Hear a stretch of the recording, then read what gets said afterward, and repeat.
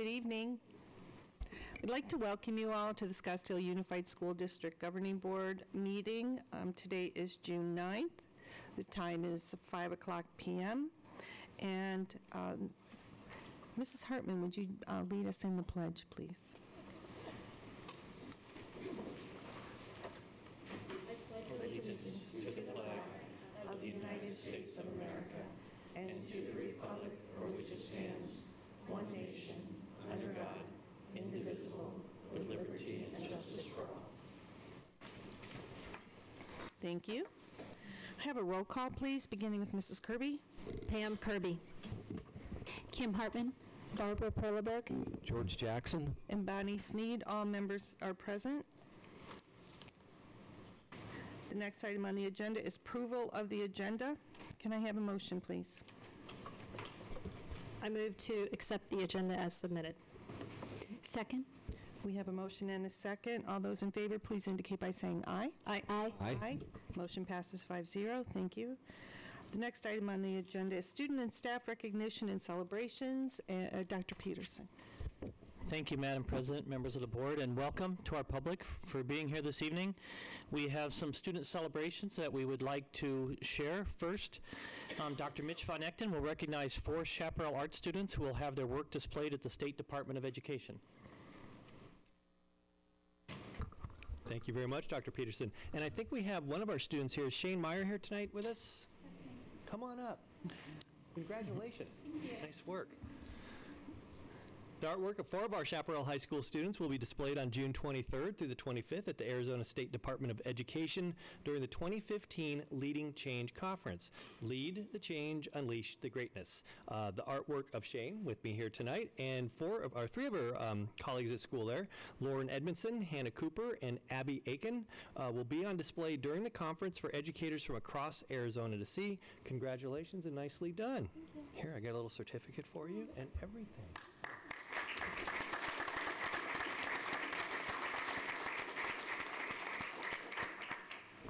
Next, we have Cliff McKenzie, our District Athletic Director, who will recognize Matt Anderson for being named winner of the AIA 4A 5A Scholar Athlete of the Year.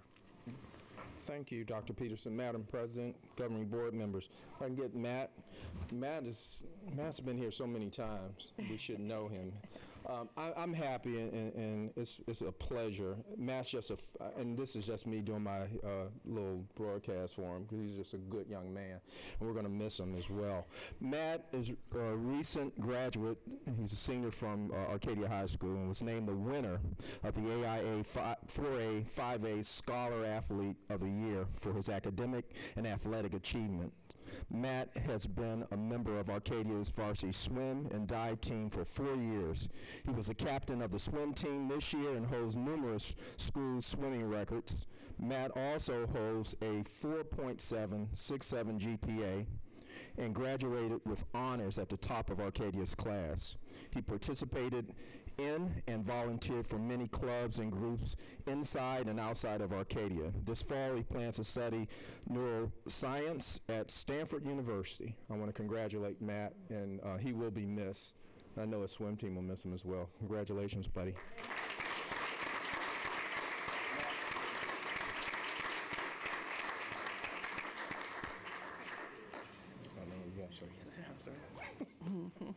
Congratulations, buddy. If I could have Desert Mountains boys tennis team, I'm not sure if the coach is here. If not, Chris, Mr. Alexander, if you could come up with him. Mr. Alexander is the athletic director at Desert Mountain High School. Guys, why don't you stand right up front here?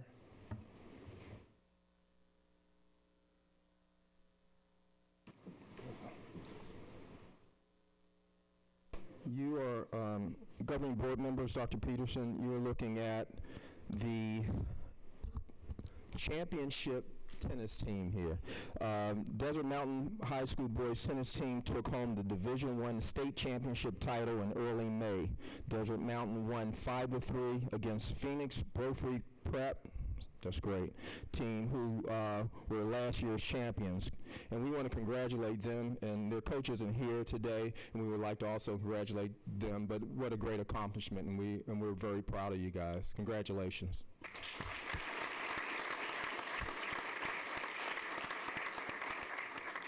I believe we're going to take some pictures out front.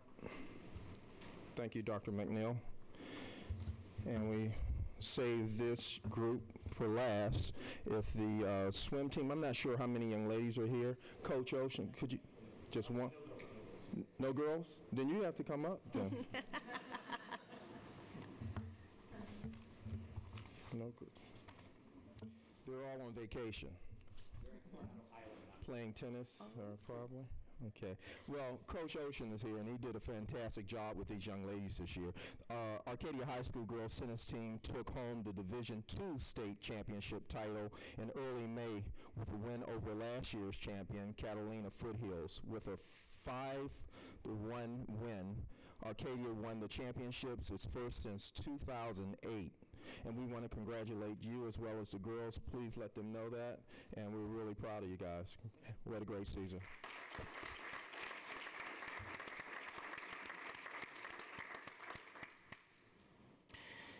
Next, Dr. Andy Forlis will recognize Janie Kaufman, our SUSD Science Curriculum Specialist, who is retiring, and we are going to miss Janie greatly. Good evening, and thank you. It is my honor and pleasure to be able to honor a dear friend and colleague in Janie Kaufman, our Science Curriculum Specialist. SUSD would like to recognize Janie Kaufman, one of its many special employees who is retiring from the district. Janie is retiring from her position as the SUSD Science Curriculum Specialist. Prior to that, she taught at SUSD schools for 27 years, and she's been in education for 42 years. During her time in Scottsdale, Janie has had many important contributions and accomplishments. We'd like to highlight just a few of those.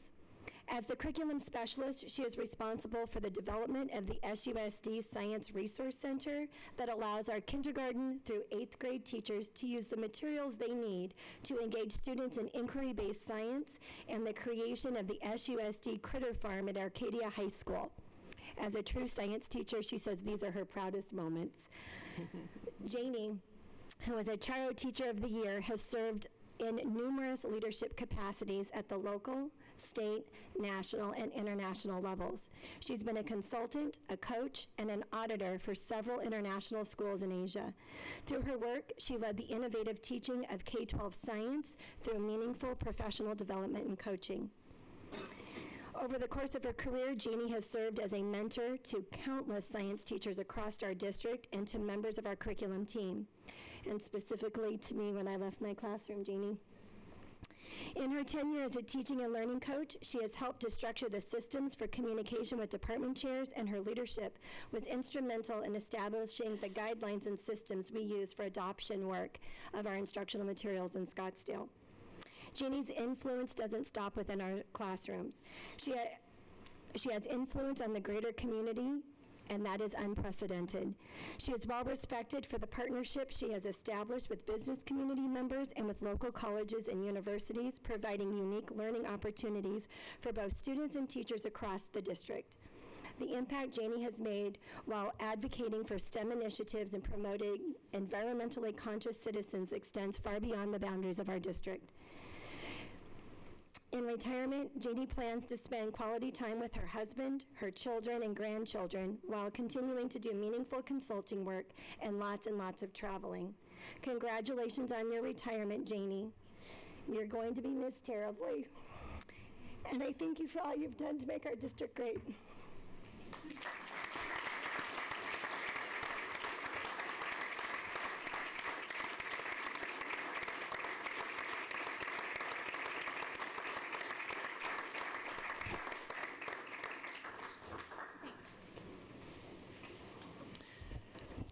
Andy, don't leave.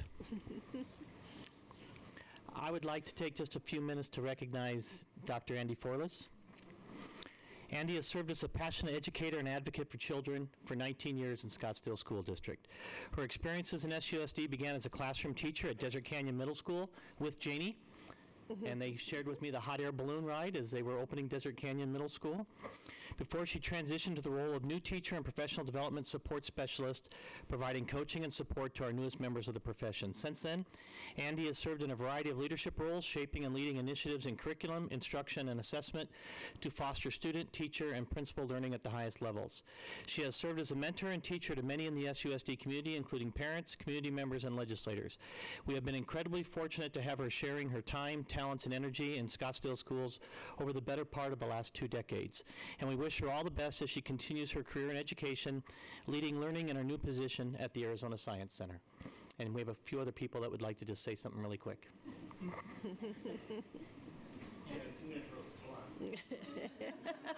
Go first? You didn't think you were getting out of here with that. No, you need to stand for this story and for this acknowledgement. This spring, you know what? I got choked up, and I wasn't going to. This is my 10th contract with Scottsdale. And 9 years ago this July, I was living in Michigan. And at the time, a friend of mine was going to move down here, take a risk. No chances, where we're going to go. She had a great job offer. So I'm like, oh, let's go. I'll go with you. And I got a phone call from Scottsdale Schools in the HR department from a lady named Andy Forlis about a potential job, which then later that day I was interviewed on the phone with Mr. Milbrand at Desert Mountain and got an offer. So a week or two later, I packed up my car to drive here, my Jeep at the time, and the entire drive here, all the way across country, each day, because it's like a 3-day drive when you got the trailer and all that fun stuff. Every time I stopped, I got a check-in from Andy, from this lady Andy. I don't know who Andy was, and she's some lady in HR. I got a check-in to make sure that my benefit stuff was taken care of, that I knew where I was going, I knew my time frame for new teacher orientation, and then when I came down the hill, and I say came down the hill because the night before I stayed in Flagstaff, and it was gorgeous, like 65, it's middle of July. It was great. This Arizona is fantastic. Never been to Arizona before. Then I got down the hill to Desert Mountain, to my apartment. It was 110, and I had no idea what I got. When I opened the door, I was in shock when I felt that heat. But that being said, I had to get to Desert Mountain at 8 a.m. for new teacher orientation, and on my front seat of my car was my goldfish, and I couldn't get into my apartment next. They didn't open until 9. So Andy was at Desert Mountain when I met her there, and I left my goldfish in the office to make sure he didn't boil in the car all day while I was in orientation. And that detail and that was my first introduction to Andy. And I always love telling that story. We always joke about it to this day. That the guy with the goldfish driving across country, whoever that guy is, a science teacher. And to this day, my 10th year starting, 9 years later, that attention to detail, that concern for colleagues and for one another, no matter who it was, no matter what the topic was, no matter how controversial it was, Andy was always willing to listen to everybody's voices, make sure everyone's heard, and make sure everybody knows what they need to know to make the best decision. And as a leader, I can't tell you how much I've taken from her on that, and I thank her very much.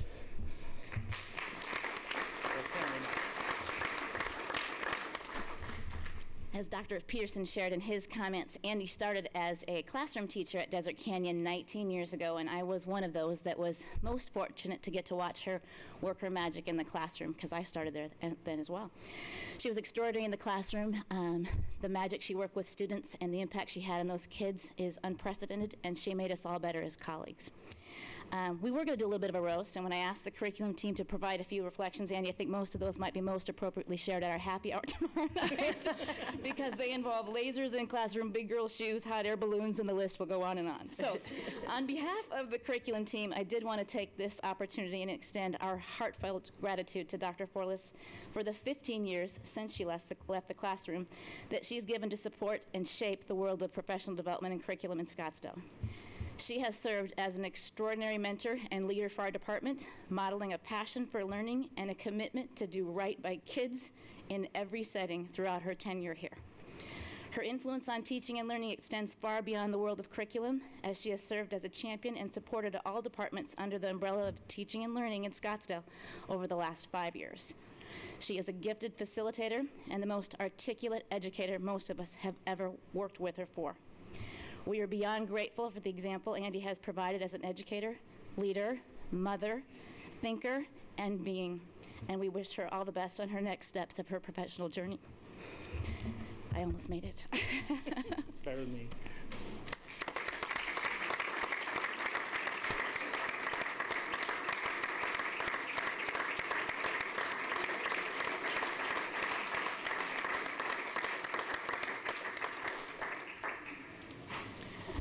We have one final celebration this evening, and that is a student from Chaparral High School. Christine, you have a certificate. We have Aviana Conti is here, so Aviana, would you like to please come up? Aviana received an award from the Better Business Bureau for an essay about ethics that she wrote for the Laws of Life essay contest. Her essay was titled, "The Importance of Love and Care." Aviana is a sophomore at Chaparral High School, and we say congratulations.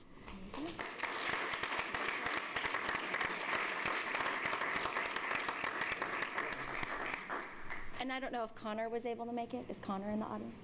Okay, there was one other student. I just want to make sure that he did not arrive late. So thank you.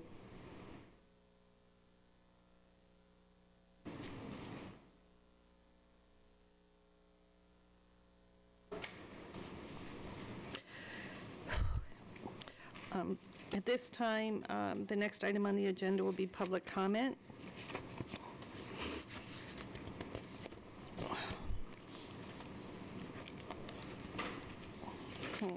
Looking for my notes for that.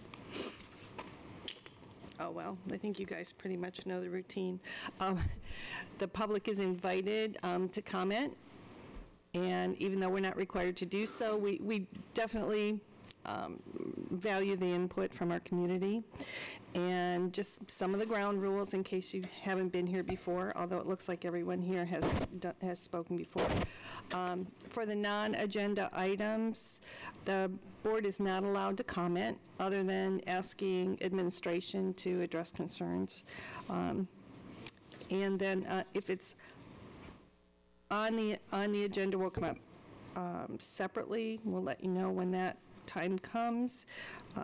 In all cases, there's 3 minutes per comment, and Vice President Jackson will show you cards so that you know that we're getting close to your time limit. The first non-agenda item is from Allison Beckham.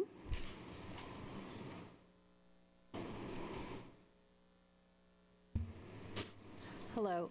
Thank you, President Sneed, board members, Mr. Jackson, Ms. Kirby, Mrs. Perlberg, Mrs. Hartman, and Superintendent Peterson.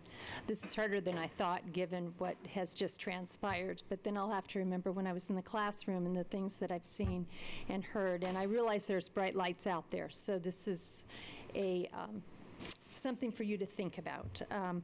I was reading an article that was in the New York Times, and I wanted to start with it because it made me think of SUSD. It's called Weary of Relativity. Say anything critical about a person or an organization, and brace yourself for this pushback.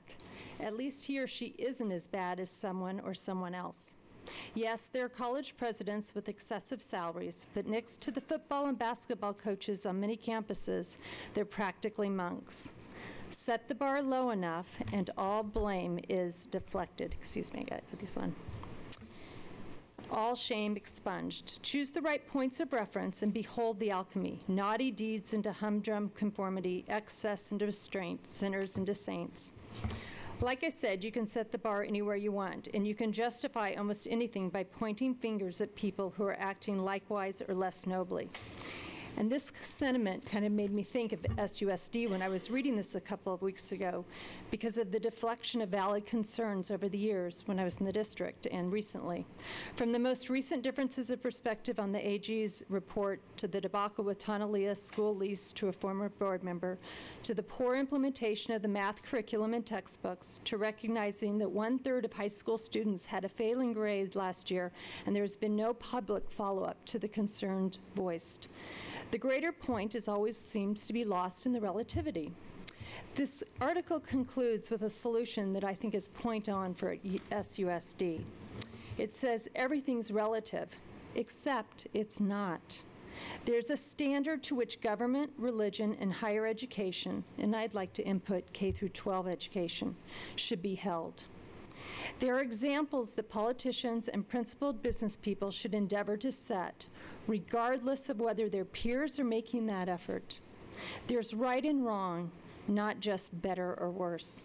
And there's a word for recognizing and rising to that: leadership. We could use more of it. I bring this point to your attention in hopes that you'll understand the criticism towards you and SUSD is because the parents and community members are critical because they are concerned with their child's education and public education as a whole. We look at our child's school day, instruction, and performance results, and we're frustrated by the myriad of excuses and comparisons instead of the implementation of effective solutions to improve the outcomes. Remember, the bar in Arizona is already low, and the only way to raise that bar is leadership at all levels. And it starts with you, the elected officials on the board. So I'm hoping you'll open your minds to the criticisms, the concerns, and the possible solutions, and take responsibility and action to improve the student performance and academic achievement in this community. This article has a profound visual, a green ribbon with, and it says, "Not the worst." And unfortunately, sometimes this is how SUSD is viewed. Thank you. Carol Haig. Hi, good evening. Thank you very much. I didn't come quite as prepared, but I definitely second the previous speaker's words. What I'm talking about tonight is Arcadia High School's capacity. We worked with Dr. Peterson. I last year served as Arcadia High School PTO president. I served with Dr. Peterson and Dr. Von Etken and Mr. Slater to work on capacity. Last year we had, in the first semester of school, we had 24 classes with over 40 students in the classroom, each classroom. Second semester we had, and those are core curriculum classes. The second semester we had 10 classes with over 40. Again, these are classified as core curriculum classes. Science, social studies, history, language arts. We cannot have this continue for this year.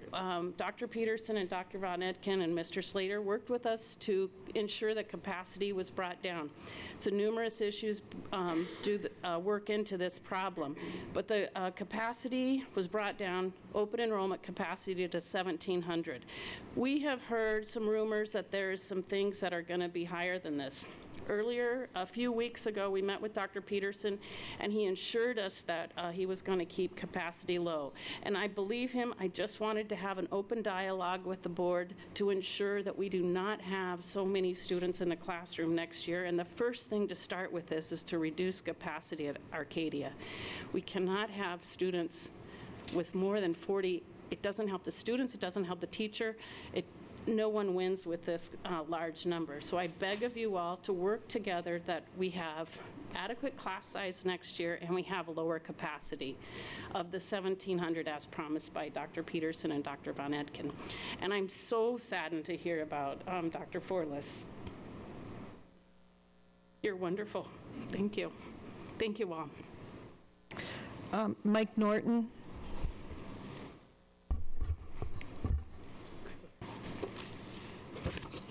Thank you. My name is Mike Norton. I'm a parent of 2 girls who attend Cheyenne.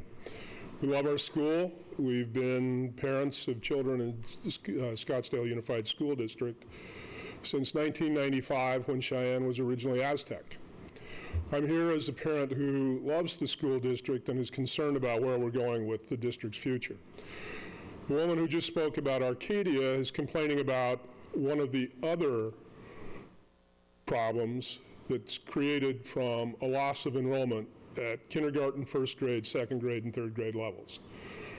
For the last 4 years, we've lost enrollment in our K-5 programs consistently. And this happened before we lost the override. We'd like to blame it on the fact that we lost the override, so parents were afraid and they went away, but that's ignoring the real cause and effect. I believe that the reason we lost the override was in fact because parents had already become disillusioned with our programs. As we lost the override and as we lost enrollment, we started bringing out-of-district kids in and we started stuffing schools like Arcadia right to the rafters. And we've now angered some of the parents at the high school level, but we've ignored the real issue here. And the real issue is we have lost our ability to compete at the K-5 level. We have to restore that. If we don't restore K-5 competitiveness, we're going to threaten the entire school district, and that's my greatest concern. One of the greatest attributes of a superb leader is the ability to recognize a hard issue and then make a hard decision. Repeating the mistakes of the last 4 or 5 years isn't going to solve the problem that we have created. We're going to have to make some very tough decisions, and making those extraordinarily tough decisions means we're also going to have to hurt some people. We're going to have to anger people. We're going to have to hurt some feelings. Things are going to have to change. Are we going to have to cut a bus budget? Are we going to have to cut district employment levels? Are we going to have to shift teacher allocations between the district? Yeah, we're going to have to do all those things. And the hard decisions are going to start right inside this room, and hopefully they're going to be made by our board. And if you don't make those hard decisions, it doesn't mean they go away. Because all it does is it pushes the hard decision back to the parents. And as parents, we then are faced with the hard decision of, what are we going to do with our kids? Because we can't live with the decline.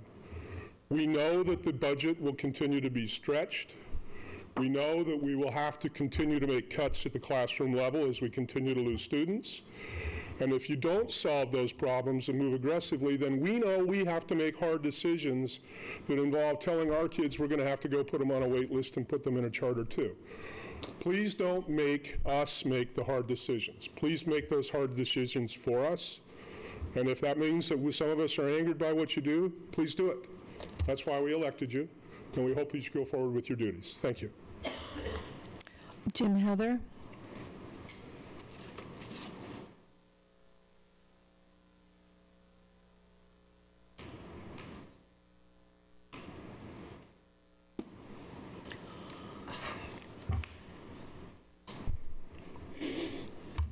Board members, Dr. Peterson, a little different tonight. Normally, I'm Jim Heather, by the way, and I am with co-chair with Scottsdale Coalition with Nancy Kanner. We normally are up here and we're hammering at you people about portables, help. Tonight, a little different. I stand here tonight in front of you. On page 68, we see portables. It's up to you. For the teachers, for the students over at Tonalia, thank you. Thank you very much tonight. No complaints. Thank you. Edmund Richard.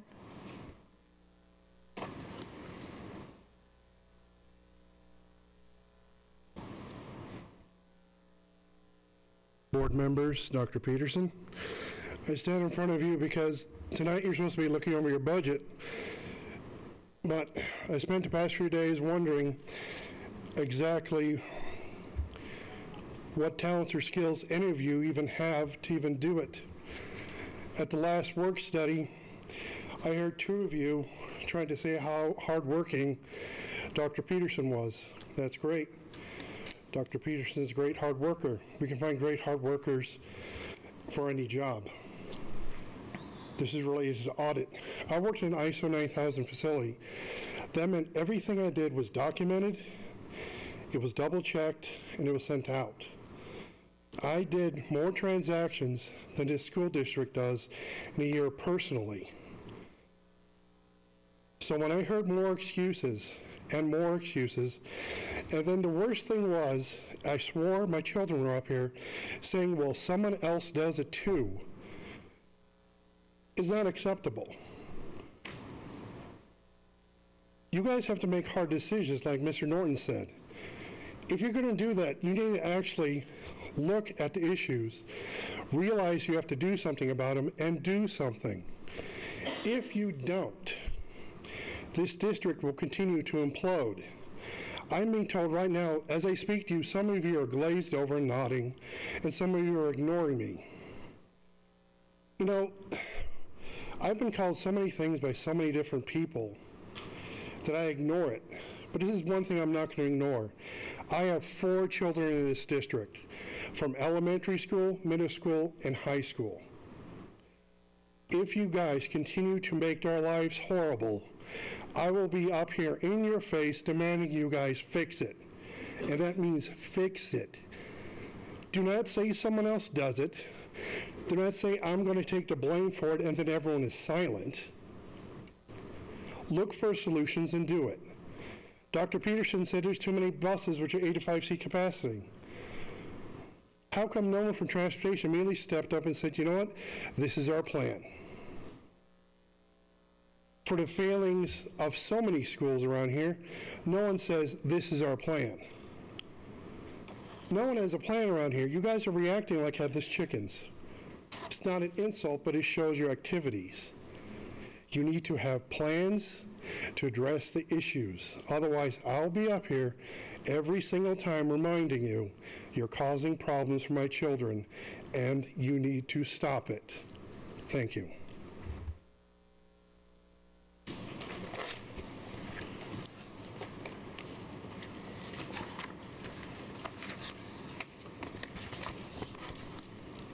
Next item on the agenda is Superintendent's Comments. Thank you, Madam President, members of the board. We have just a few final comments this evening. First, we would like to recognize our Swirl Robotics team. They placed second in the AIA State Robotics Championship that was held several weeks ago. It was the first time the AIA has ever had a State Robotics Championship and recognized as an AIA competition. And we had 3 high schools that attended, and Swirl walked away with second place in the second competition that they were participating in. So we were very proud of all of our teams, but mostly Saguaro High School and Chris Brandt and everything that they've done. Next, I'd like to recognize that Scottsdale Schools had 4 high schools that were nationally recognized, and 3 were listed in the top 50 high schools in Arizona by the U.S. News & World Report's 2015 Best High School Rankings. Chaparral, Desert Mountain, and Arcadia High Schools all received silver national awards, while Saguaro High School was awarded a bronze. Among all Arizona high schools, Chaparral was ranked 9th, Desert Mountain was ranked 16th, and Arcadia was ranked 29th. We would also like to say farewell to our graduating seniors. We had 1,900 seniors that graduated from us. We are confident that they're well prepared for what comes next, whether it's college or career. And I'd like to announce that our graduating class earned a combined $57.3 million in scholarships. That's $3 million more than what they earned last year. So almost $60 million in scholarships from our high school graduating seniors. That's a phenomenal accomplishment. We have lots of teachers and staff that are working hard while school is out to further develop their teaching skills. During the last week of May, 147 teachers participated in curriculum mapping and instructional unit development. 49 staff learned about curriculum mapping, and 98 increased their unit development skills. We also have teachers and principals that are attending a total of 611 teachers and principals, staff combined are attending half and full day workshops during our Summer Institute. We had 43 different classes that our staff attended, and we have 32 teachers that are signed up to attend another workshop that will provide learning opportunities for them that are interested in becoming nationally board certified teachers. Finally, we have the Arizona AMP Summer Math Camp. The Arizona Math Partnership is the 2nd annual summer math camp for middle school students. It's led by Scottsdale Community College. It's going to be happening June 21st through June 25th at Arizona State's Barrett's Honors College. There will be a total of 106 students taking part in the camp, and of the 106, 23 will be Scottsdale School students. And we have 3 Scottsdale School teachers that will be leading the instruction during the camp. Campers will get a taste of the college experience as they arrive and reside in dorms, eat in the dining hall, and participate in evening activities on the campus. We'd like to congratulate our 23 students, and also Linda Beeple, Dusty Thomas, and Tammy Carr for leading them, for our 3 teachers that are leading the overall camp. We've had a very full June, and we're very excited as we look towards planning the next year and begin school very shortly in August. Thank you. Thank you, Dr. Peterson. Next item on the agenda is a consent agenda. I'd like the board to note we're going to remove with removal of item N. N? N. 8N.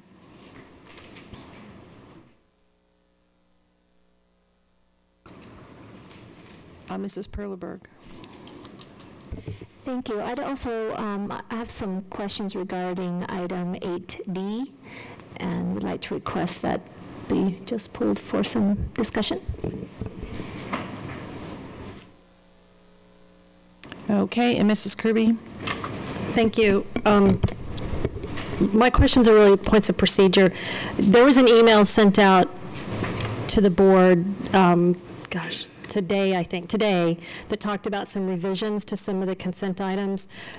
Do we, as point of procedure, need to summarize those revisions before we approve and vote on the consent agenda? Yeah, we can do that, and they were also included in the public agenda that went out, the corrections, but we will also do that. Yeah, I would think we'd want to summarize them since it was within the 24-hour window, posting window. And so that's my first point of procedure. And then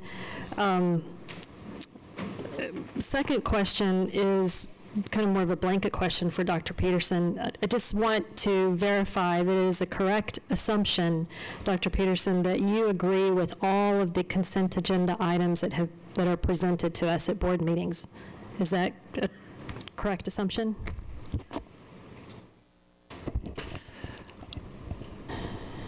I would say that, again, if there's certain questions, they are in concept.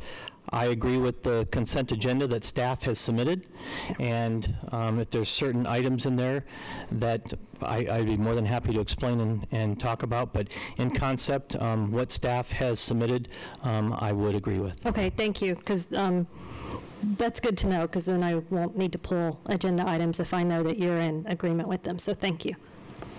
Okay. To the point of procedure, I'll go ahead and make the announcements for the following consent agenda items that required revision or correction. Item 7, and this was my mistake. This was for the meeting minutes for May 12th. Kate Brophy-McGee is State Representative of Legislative District 28, and as soon as I introduced her as the representative for Legislative District 11, I realized that I was reading it off of her bio from the from azleg.gov, and she just kind of looked at me. I was hoping she would correct me, but she let it go. So, so she is Legislative District 28, not 11. Also, item 8F, the minutes from May 7th were corrected in regard to long-term recommendations, 5 to 10 years to ASBA, that will be presented to the 2016 legislature. The corrected item now reads, require equal academic and financial transparency and accountability from public and charter schools receiving public funding. The next item where there was correction is item 8I, the classified employment agreement, page 7, item H. The dates were corrected to read July 1st, 2015 through June 30th, 2016. Next item, this same item, 8I, classified employment agreement, administrative and administrative support agreement, page 160, item H. The item will read July 1st, 2015 through June 30th, 2016. And the last item is the one that I just asked to pull. That is item 8N, authorization to exceed subsections 200 and 400 in maintenance and operations budget per ARS 15-905.G. This item is going to be deleted because it doesn't need to be considered.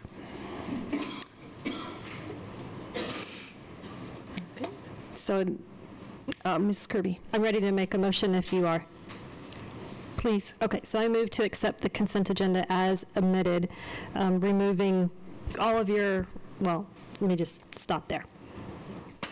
I move to accept the consent agenda as amended. Okay. And also removing item 8D for discussion. Can I have a second? Second. All in favor, please indicate by saying aye. Aye. Aye. Aye.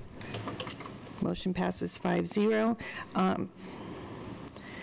And so item 8D, personnel action item, Mrs. Perleberg.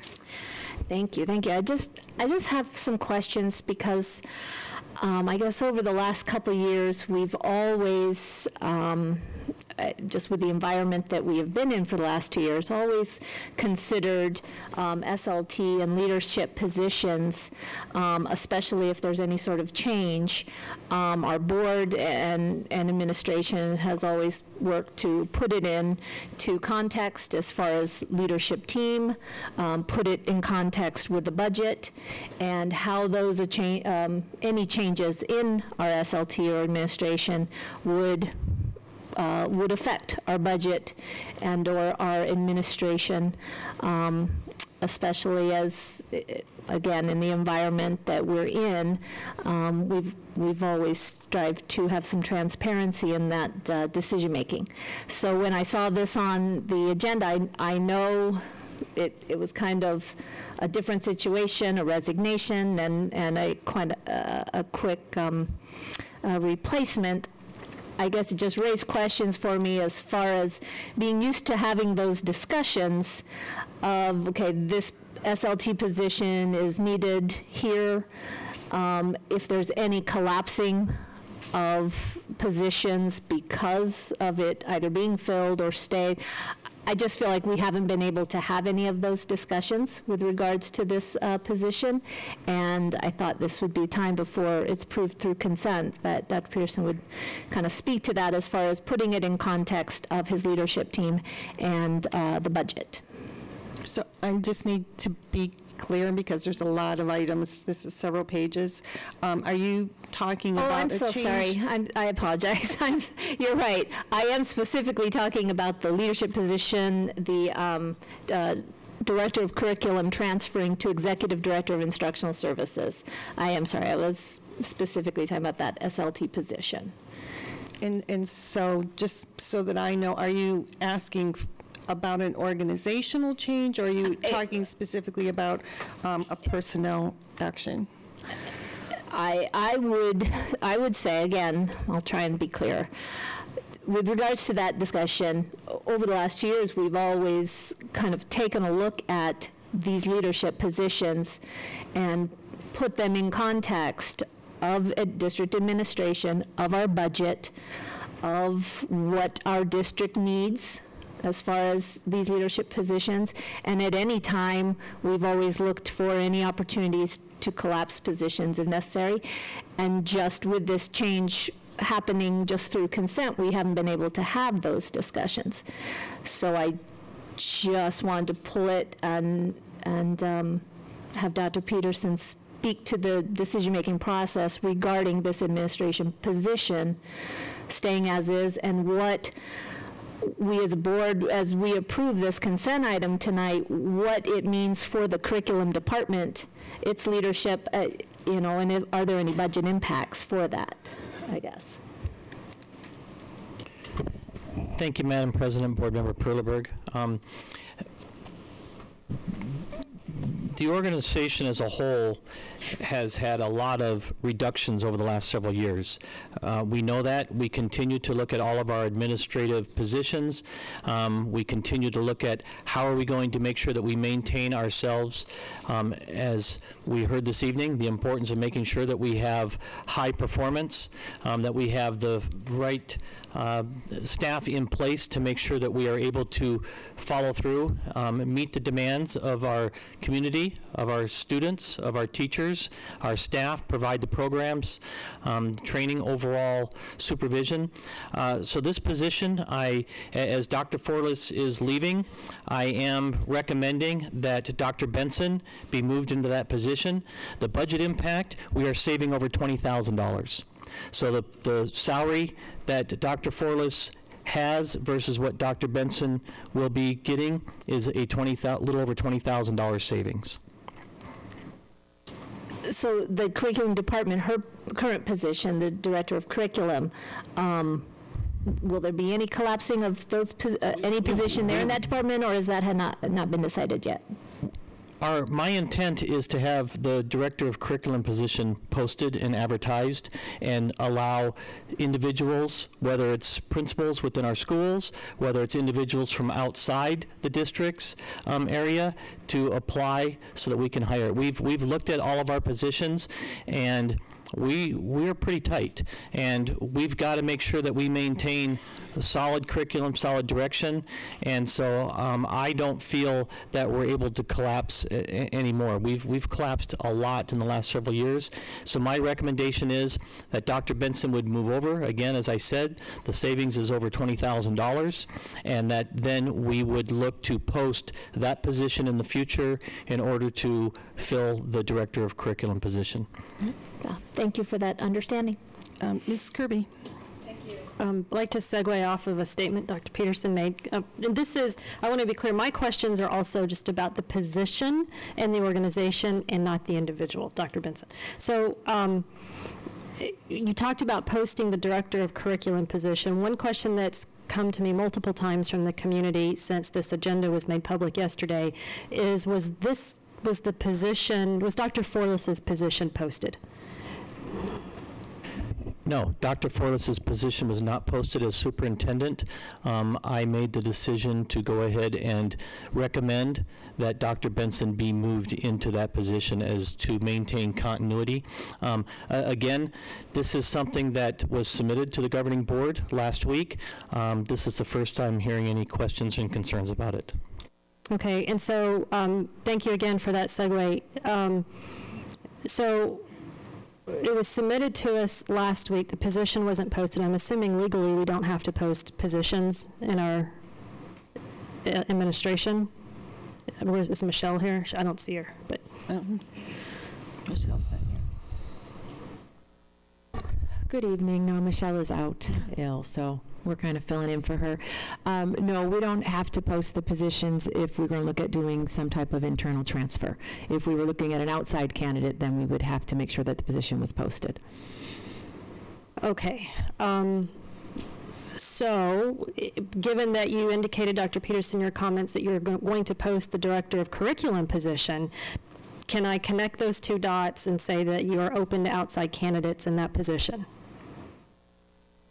Which position? Director of Curriculum. Absolutely. Okay, thank you. And then one last question that I have at a really high level is back to the budget impacts. You know, the reality is our capital override dollars, which are spent on curriculum, they're dwindling quickly. And the future kitty for curriculum will depend on a successful override. So we are moving towards, and we've been working on this for several months, more open source and allowing our teachers to go and do their research and give the teachers more of a voice into curriculum. And it's my understanding, I think, correct me if I'm wrong, that we're actually going to be paying teachers over the summer to come in and do quite a bit of that work. So my bigger question is, the curriculum department as it sits today with the director and 16 coaches and the dollars spent there, as well as the dollars we're spending on our teachers to look for open source, I think I'm using the right word, materials. I'm just unclear on our vision. I'm unclear on where are we going with our curriculum, which direction are we headed, and because I feel like we've got two balls in the air right now from a budget investment perspective. And so I don't know that I expect you to answer that tonight, but I would like the future discussion of just the bigger picture with curriculum, because I do think it speaks to this vision, and the answers in our plan will speak to some of the concerns that were raised in public comment tonight. Thank you. I'm going to bring us back to the item on the agenda, which is the personnel action item. So if there's no more questions, I don't see any more here. Can I have a motion?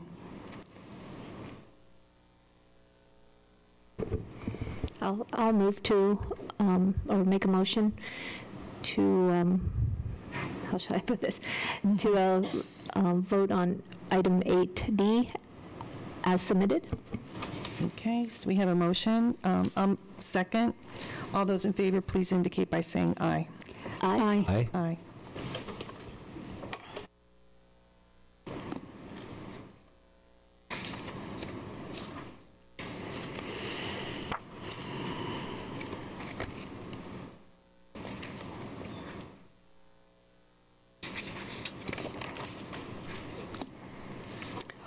So the next item on the agenda will be the information discussion item 9A, the report from the Blue Ribbon Advisory Council. Thank you, Madam President, members of the board, and our public. I'm pleased to introduce Mr. Steve Kaprobis. Steve has been facilitating the Blue Ribbon Advisory Council, and this year they have done a lot of work on developing and furthering the district's diversity plan, and Steve is going to provide an update of the work that BRAC has done. And I'd like to thank Steve for his work with the BRAC this year. Thank you. Okay.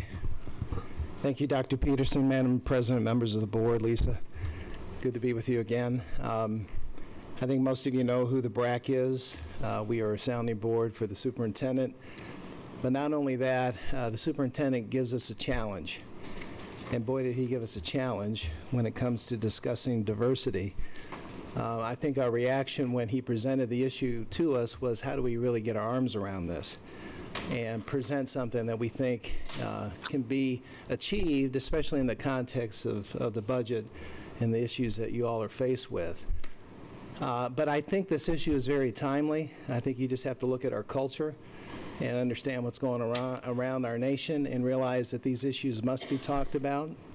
I think we've had a very fruitful conversation over the last couple of years, really trying to understand what we mean by diversity, and our eyes have been opened. And we've had a lot of good help on this. I want to thank members of the BRAC, some of them are in the room tonight, for sticking with it and persevering and helping us come up with, I think, some very doable action items I'd like to present to you tonight. The first thing that we really needed to do was talk about what we mean by diversity, and I think the best thing for us, if we're going to develop a plan, is have a picture of the future on what we mean by diversity. And very important to us was to insert the word inclusion. So we're calling this not just a diversity plan, but a diversity and inclusion plan, because I think both concepts merit a discussion. And when we discuss what we mean by diversity and inclusion, we came up with this vision, is that we'd love to see the district become a learning community that embraces and celebrates the uniqueness of each individual, where all people know that they are welcome, valued, respected, and empowered to excel. I think that's very consistent with the vision and mission of the district, and it shows the kinds of things that we want to see this district culture, this community become.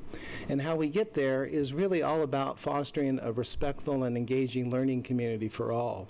I think the best way to see the results of this work is to not really pinpoint it per se, but see it become part of the culture. It just permeates throughout the work of the staff and the students to see this kind of community come about. So when we dove into how do we make this happen, there were three important concepts that we discussed, and when we came up with action items, we made sure that we hold true to these items. First and foremost is we want to keep this positive. I think the superintendent shared with us some specific instances of things that we were shocked when we heard that these kinds of things can happen. And those are the negative things that tend to get all of the publicity. But there's a lot more positive things happening, a lot of goodwill already in the district, that we wanted to make sure we're more proactive in promoting the positive things and not the negative things. We wanted to make sure that there's a connection, that people understand why this is so important, because it is tied to the high expectations and achievement of the students here in the district. And then we wanted to build on the current efforts. We went around really trying to understand what was happening within the district. In fact, we held some focus groups with students and staff, and we polled the principals at every site to see, okay, what is that exactly is going on? So a lot of good things are going on out there. So it was a function of really bringing those to light and building on those current efforts. So the plan that we developed in 2014 was 12 specific strategies and then a list of possible things that the district may want to consider. When the superintendent received that report, he loved it, but he also realized he needed help with specific action items. So he wanted us to go back this year and really come up with what are the specific steps we need to take to implement this plan. And so we spent the last year on an implementation plan. The main issues were really fourfold. Again, it was a cultural thing. We wanted to make sure that the culture embraced this concept of respecting everyone.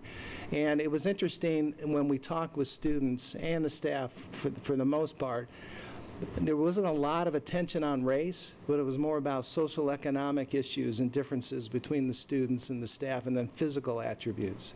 So those came to the forefront of what the students and the staff were telling us.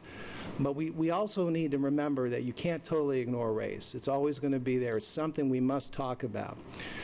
We also recognize the importance of students feeling connected. That was something that came out of the focus groups, especially with the students. They want to feel a connection to each other, but also to the staff and to at least one adult that they can confide in. We want to make sure that there's clear expectations and accountability going on when it comes to these issues. One of the things that came up time and time again was bullying, and making sure that we deal with that. And students know the consequences to bullying. And then last but not least, the issues of emotional safety. These are issues hidden inside of people. We need to make sure that they feel safe, that they're free to talk about it, and free to express themselves with no fear on these matters. So the goals were pretty much fourfold. One, it was all about education, not just the students, but the adults. When we talk about diversity and inclusion, I might add. So you're going to see us recommend some action steps around fostering dialogue and training. Secondly, it's that peer connection, making sure that we're doing all that we can to develop those meaningful relationships. Thirdly, is taking this opportunity to embrace it, to not run away from it, but to embrace it and actually talk about it and show what we can do and take pride in the fact when we are celebrating our diversity and inclusion. And then last but not least is making sure that everyone knows what the expectations are and that we're holding everyone accountable to it. So here's the action plan, and I, again, divided this up into 4 separate goal areas. You'll see on the right is sort of a timeline that we recommended to staff if they were to look at implementing these items, when they could happen throughout the school year. We recognized that this was a long-term plan, 5 years in nature. We didn't necessarily indicate which year this should be done, but I did highlight in green the things that we thought should be more immediately looked at versus the other items. So the first thing was professional development with the staff. We felt that there should be some kind of annual diversity session that happens for the staff as part of the regular professional development that happens. Secondly, is we want to encourage the principals to undertake activities that a lot of the schools are already doing around diversity and inclusion, and we actually condensed all that in a chart and organized it under town halls or assemblies that are happening, different anti-bullying activities that are happening, different events, and different clubs that are used to promote diversity on campus. And then thirdly, we want to encourage the staff to use the natural communication channels to foster conversations. In other words, don't create a separate time for this, but use those natural times when you're talking about other issues to insert a conversation around diversity and inclusion. So that's professional development with the staff. Secondly is celebratory events. We realized that coming together and again celebrating our diversity was important. It could be done with one diversity-related event each year that schools want to do themselves, or there should be an annual wide event that's orchestrated district-wide where some motivational speakers could come in and we can invite parents to participate and use it as an opportunity, again, to celebrate diversity. In fact, October is Diversity Month, where it's celebrated across the country. And then lastly, not forgetting the parents. We know that there's Parent University, making the topic of diversity and inclusion a regular part of that curriculum. Secondly is the student connection with adults and other peers. We felt it was important to role model this kind of behavior. What better way to do it, what simple way to do it is through some kind of staff recognition program, where students themselves could nominate staff at each school site that model the characteristics that we're trying to convey. In fact, we talked about 9 principles of culturally responsive teaching, that could be shared with staff and what we mean by this topic. So recognizing those staff members at each site that really demonstrate what we mean by this.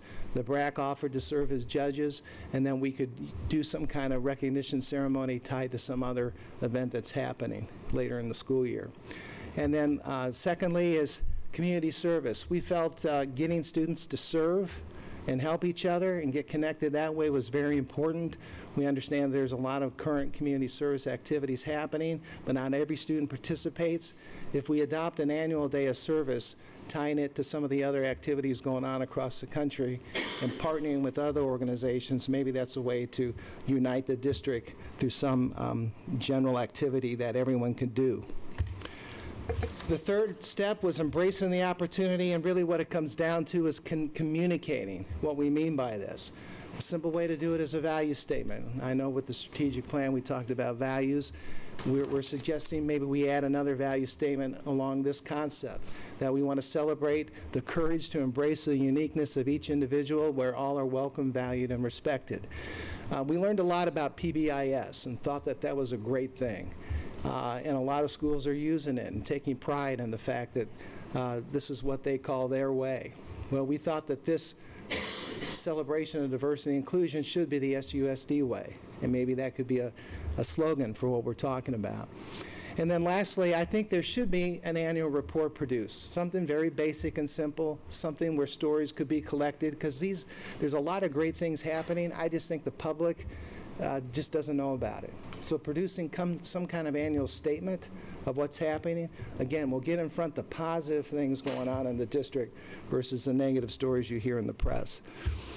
And then lastly, outlining clear expectations and accountability. It really came down to 4 specific policies that we are encouraging you to take a look at. The first is the Scottsdale Leadership Group has come up with a civil dialogue pledge. A lot of groups are embracing and adopting that, including the Scottsdale City Council. We thought it'd be a great idea for USDA to do the same. Helps cultivate the fact that we want to be civil in our dialogue, in our deliberations. Secondly is the School Code of Conduct, which is on the website. We looked at that thing and realized who's actually reading that document. We thought, well, there needs to be some simplified version that is discussed and disseminated. So people actually look at it and understand, because there's quite an elaborate section on there when it relates to behavioral expectations, especially bullying. But unless people read it, it's not going to be of value. So a Reader's Digest version where it's discussed and used is our recommendation. The anti-bullying policy, we had the city of Scottsdale at the table because they very much care about this issue. They're trying to raise their profile. They talked about enumerating specific groups, so they want you to consider that. And then lastly, we talked about the parents, again, with the parent handbook. And we realized that this document is not consistent at every site, but schools use some kind of parent tool. So making sure that these kinds of concepts are in there. So again, it's standardized. People are understanding what we mean by these issues. That's what we're talking about with the parent handbook. So if those are, again, specific concrete things that we think are realistically achievable, building on what's already happening, and things that we feel will help cultivate the culture that we're talking about. If we do these things, I think this is what we will see happen. And again, when you read those statements, it's all about students taking the leadership role to and give them the courage to address these things themselves, police it themselves, have that discussion, break that cycle of prejudice even in their own families by giving them permission to talk about these issues. It's going to help create more sensitivity and perceptions about what we mean by this. And I think then you're going to start seeing people rise to the occasion and become those kind of role models that our students and really our staff as well need when we talk about these issues. So that's really what it comes down to. We've had a lot of fun with this. Hopefully we won't be talking about it again. Next year we'll go on to another topic. But it is an important topic, and that's why we spend so much time on it. So with that, any questions? Mr. Jackson? Steve, very impressive. I'm incredibly impressed with how serious the BRAC took this task from Dr. Peterson. It is a daunting one, as you said, but gosh, I was really following very closely through this presentation, and they clearly took it very seriously, and I think came up with a lot of wonderful recommendations, and I applaud the efforts of everybody there. Really, truly impressive. So thank you for your leadership there, and I hope that the goals that you were hoping to achieve there, we are successful at achieving in SUSD. And I loved your comment about the SUSD way, possibly. You know, I think it was a quick comment you made, celebrating diversity maybe being the SUSD way. That resonated with me. But anyway, they did a wonderful job, and thank them, please. Sure, thank you. Mrs. Hartman. Thank you, President Steve. Thank you, President Steve. Is that on? Did you hit it at the top? There you go. Oh, that's much better. Hello. Okay.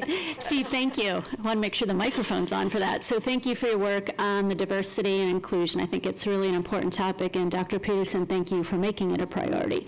I'm just, along with Board Member Jackson, just like to thank you and have you pass that along to the BRAC. I support the recommendations. There's 2 points in here I just would like to underscore as we kind of consider maybe how to operationalize some of these ideas. In building cultures, there's 2 things that really drive culture. One is structure. Structure drives behavior. So anything we can do with respect to professional development and activities and events, those really do build a culture. But what really sustains a culture is if you can link behaviors to a value system. So I love the value statement that you're making, and something I think we may want to consider adopting at the appropriate time. And I know we've already done some work with the City of Scottsdale and the Civility Code and some of the diversity. So I think those are already in the works, and 2 great examples of how to create a sustaining culture. So thank you. Thank you. Mrs. Kirby. Thank you. Thank you for the presentation, and please, again, I agree with Board Member Hartman, pass along our appreciation to the BRAC. I know they work hard. Did you guys talk at all about diversity of thought as you tackled diversity? Because, and the reason I ask, and then I'll let you answer, is in my prior life where I worked, diversity was very much a part of what we did. And my boss always told me I was worth double points because not only am I a woman, I'm a woman of color. So I value diversity. I'm the first to agree that it's extremely important. But over the years, and being a part of diversity and inclusion programs for probably 20 years, what really stuck with me at the end of the day is diversity of thought. And that's what moves an organization forward, is embracing different people's points of view, and really listening as opposed to dismissing. And so it goes much, much further than color or physical attributes. And so I'd like to just, what dialogue, if any, did you guys have? Yeah, Madam President and Board Member Kirby. I alluded to those 9 principles of cultural responsive teaching. They're embedded in that. We did look at that and spend quite a bit of time understanding what they meant by it. And if you look at that, and it's in the report, it does talk about engaging the students in this conversation, and actually looking at the curriculum and the books that you're using, and making sure that they're more diverse in characters and thought. And so, you know, we struggle with making this a total mandate across the board versus starting to show teachers this is what we're encouraging to do, and then recognizing those who do through that award program. So we started to use more of the carrot incentive versus the stick to start facilitating it throughout the district. So yeah, I think those 9 principles were pretty solid, and we spent quite a bit of time discussing what that meant. Okay, well, thank you for that. And again, I want to emphasize, because my comments here are probably going to somehow be taken out of context in the coming weeks and months. I do believe diversity is important. without a doubt. But as I originally read through this presentation and listened to you, what struck me is it somewhat feels like we're focused on the ants and the elephants are running by us. And by that, I mean, yes, this is important, but we have so many priorities in our district. And this is one of many. They all need to be adequately funded to be implemented properly. And I worry that this is going to be the next initiative that gets pushed to our principals and pushed to our teachers, do this, do that, go to this training on your own time, et cetera, because we don't have the budget to do what we need to do in the classroom outside of this. And so what I would ask the board and Dr. Peterson to consider as we reflect on this is, maybe we start slow and we start at the SLT and board level and really talk about what that means. And for example, that means that if board members offer suggestions or ask correct questions, they're not crazy, right? That's diversity of thought. So, and then let's walk the talk. Let's talk about it, let's engage it, and then let's demonstrate it before we start asking principals to go to training and hold, town halls or whatever. Great ideas, it's just another thing on their plate. Sure. And if I could, I would, I think the BRAC echoed that. It shouldn't be a mandated thing. It should be modeled and just be part of the regular natural communication that happens. Mrs. Perleberg. Thank you. And thank you for the presentation. Thank you for all the hard work. And again, I'll be the fourth voice at least to express the appreciation to the BRAC. Also for their engagement in our community through the last several years that they've done. It's wonderful. But to kind of leap off of that, when I read this presentation, PBIS just kept hitting me, and I was thrilled to see the BRAC's connection with that as well. This seems to me just go hand in hand.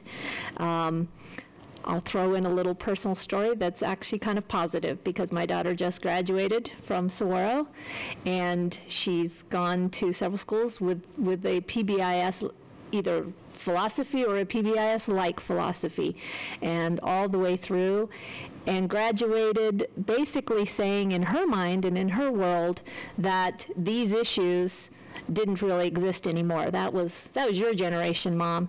Now, no kids talk about this. Nobody gets bullied.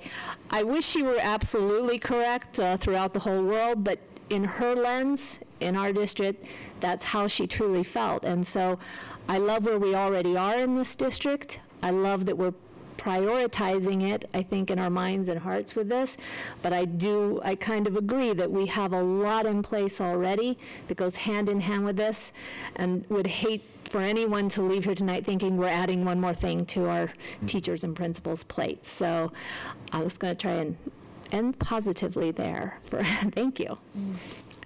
Thanks so much, Steve. I know the great work that the BRAC does. I was honored to be on the inaugural BRAC team, and the great thing about it is that it definitely brings in the voice of the community from all different aspects that might not otherwise be engaged with our districts. So I'm always grateful for all of the work that's done there and how much real thought is put into it.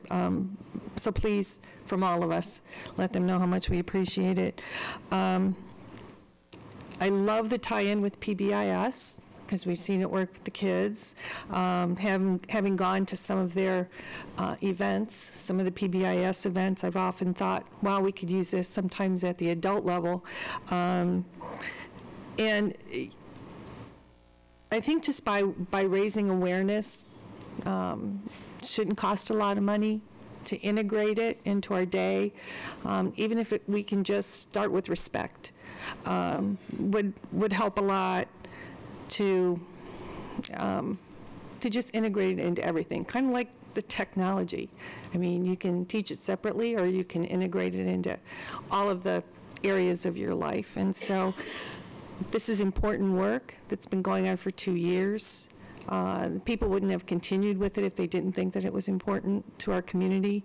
And I think just having something like PBIS and having something like this model and showing that it's important can help our community develop a badge of honor.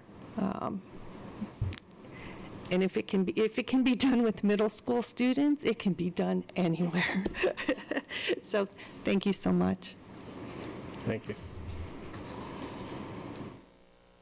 Next item on our agenda is item 10A. Board action is required. Propose. No, middle school program. Oh, I jumped ahead. Sorry. 9B, the middle school program progress. Thank you, Madam President, members of the board. Dr. Von Echten will present an update on the work we've been doing with our middle schools and some of the success we're seeing as we continue to expand and support our middle school teachers and students. Thank you very much. Good evening, Madam President, governing board members, Dr. Peterson. Thank you for this opportunity to present middle school program progress. Much of this presentation, much of the presentation is actually a follow-up to the information provided to the board regarding honors ELA and math last year on May 13th, and rigor in middle schools on June 3rd. Specific to tonight, the key points of this presentation are middle school math in regards to acceleration and math support, rigorous program and efforts for continuous cycles of improvement, our middle school honors program and college readiness, and how the efforts we've made in terms of creating positive and supportive school cultures. Excuse me, Dr. Van Echten, can you make the microphone a little bit closer? Thank you. For the recording. Yeah, thanks. There we go. I may have inadvertently turned that off. I'm sorry.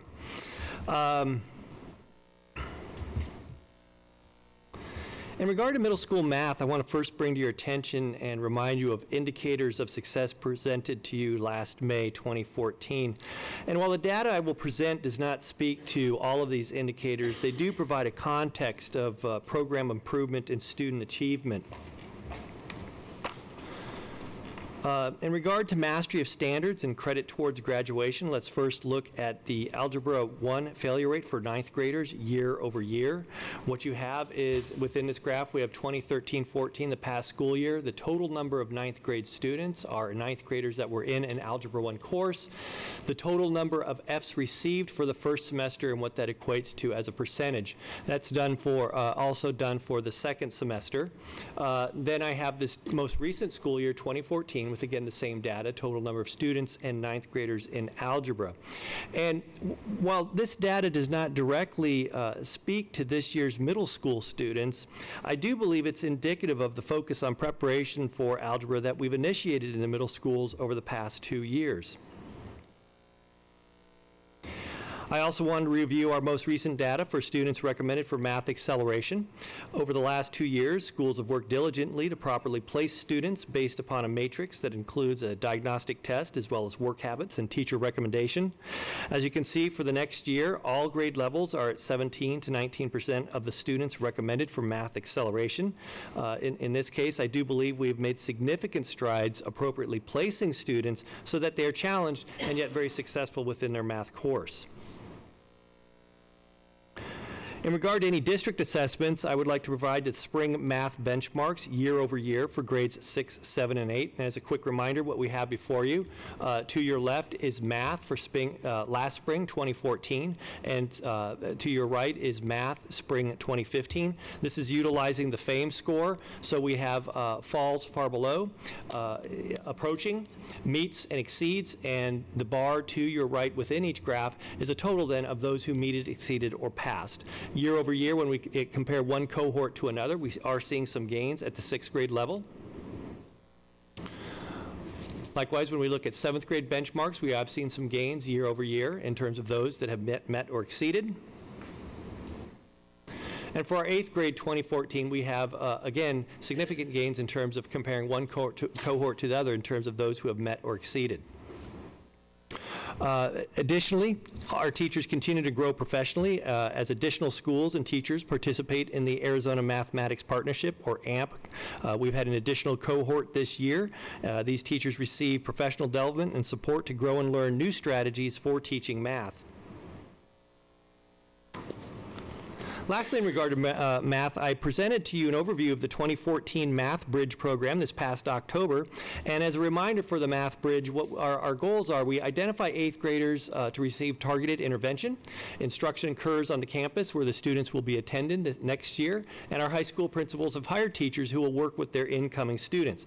Last year, we had 162 students complete the bridge for the 2014 program.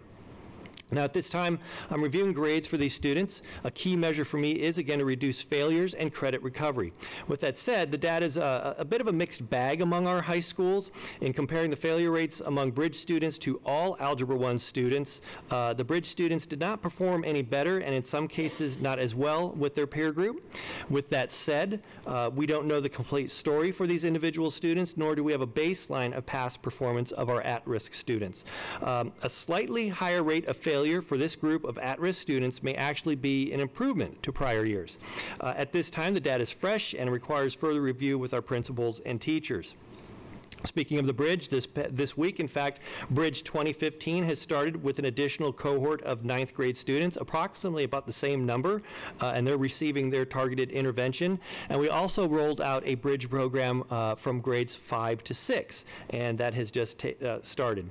And lastly, the curriculum team, working with our online department, has created a Preparation for Algebra 1 online course. It is a 1/2 semester course, pass-fail, and will count as an elective, and it gives parents and students an opportunity to take this 1 semester course to review specific areas within math in preparation for their algebra. So it's a convenient way and a more maybe time appropriate way for some of our students to still capture that bridge kind of concept and address needs that they might have. Rigorous programming has been and will continue to be a focus of our middle schools. Last year, Dr. Flores facilitated a committee that addressed rigor in the middle schools and provided a mutually agreed upon definition of rigor. That definition is that, in fact, in SUSD, academic rigor is appropriately challenging teaching and learning expectations for all. Rigor requires cognitive engagement and critical thinking. Rigor demands perseverance and reflection. Rigor develops communication skills. Rigor fosters an environment of differentiation and personal ownership for learning. And lastly, rigor results in demonstration of understanding and application of knowledge. Our middle school principals have worked diligently to weave rigor into their existing school improvement plans, as evidenced by the introduction of Honors ELA and the enhancements we've made to appropriate placement for math acceleration. And I do want to make clear that rigor has not only been addressed within the honors programming, but instructional leaders have been diligent to see a focus on rigor within the school-wide instruction and expectations of all students for understanding and application of knowledge. Moving forward, our principals are formalizing their school improvement plans so as to create unique individual plans for each school, yet utilize a common language and format to promote dialogue and collegiality among our leaders. In fact, principals are meeting as a secondary team tomorrow for a leadership retreat to dialogue about best practices for systems of continuous improvement.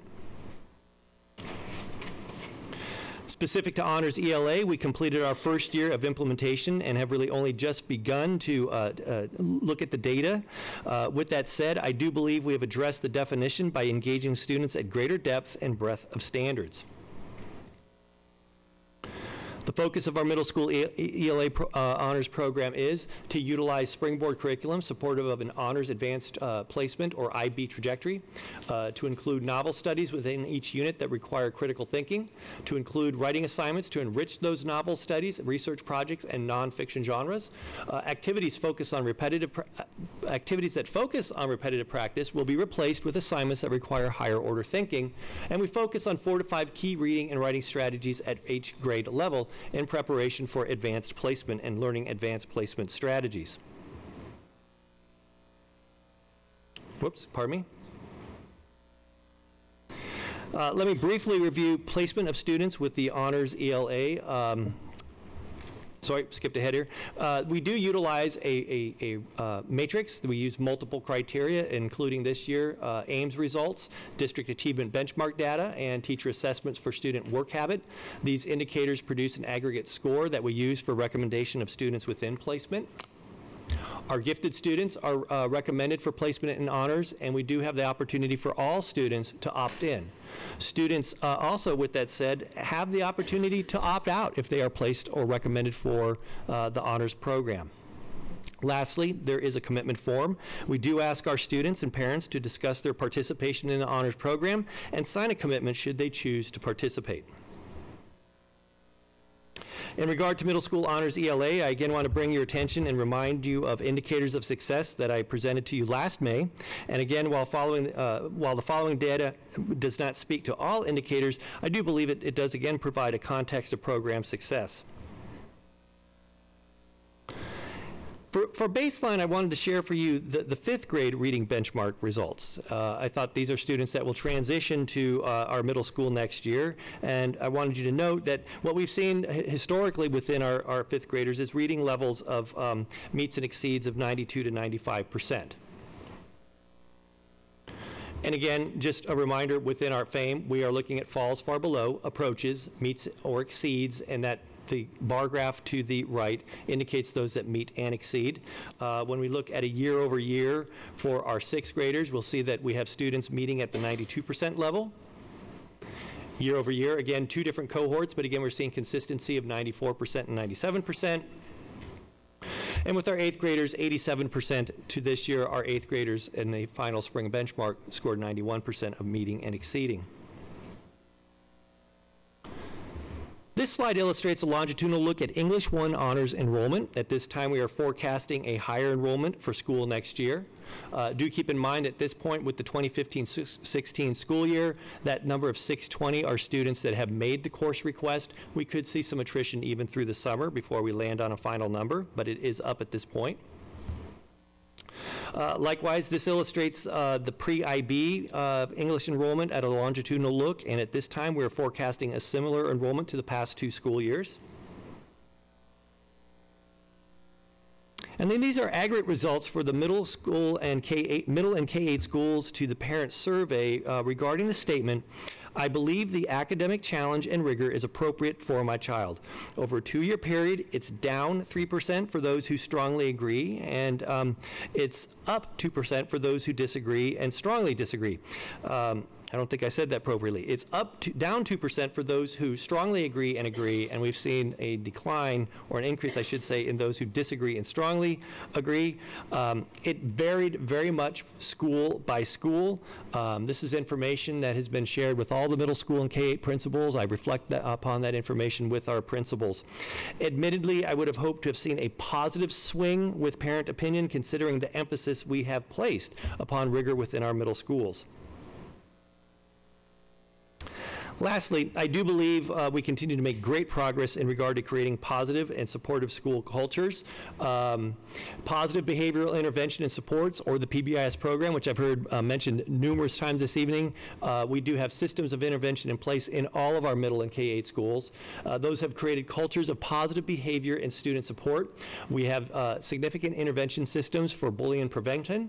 Schools have received national recognition for systems of intervention, and overall reduction in office disciplinary referrals, or ODRs, is down, and this graph represents what we see longitudinally over the last 3 years for all of our middle and K-8 schools. And with that, I'm more than happy to take your questions.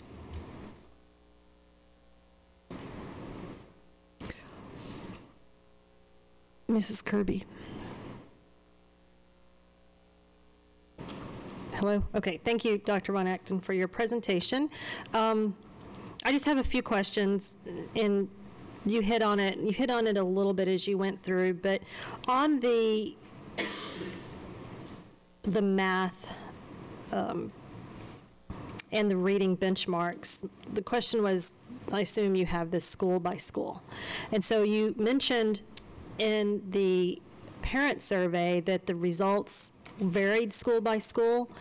But what did you see on the benchmark data? Did you see results varying school by school as well? Or was it similar results that we saw tonight district-wide, was it across all of our schools? It would vary by school.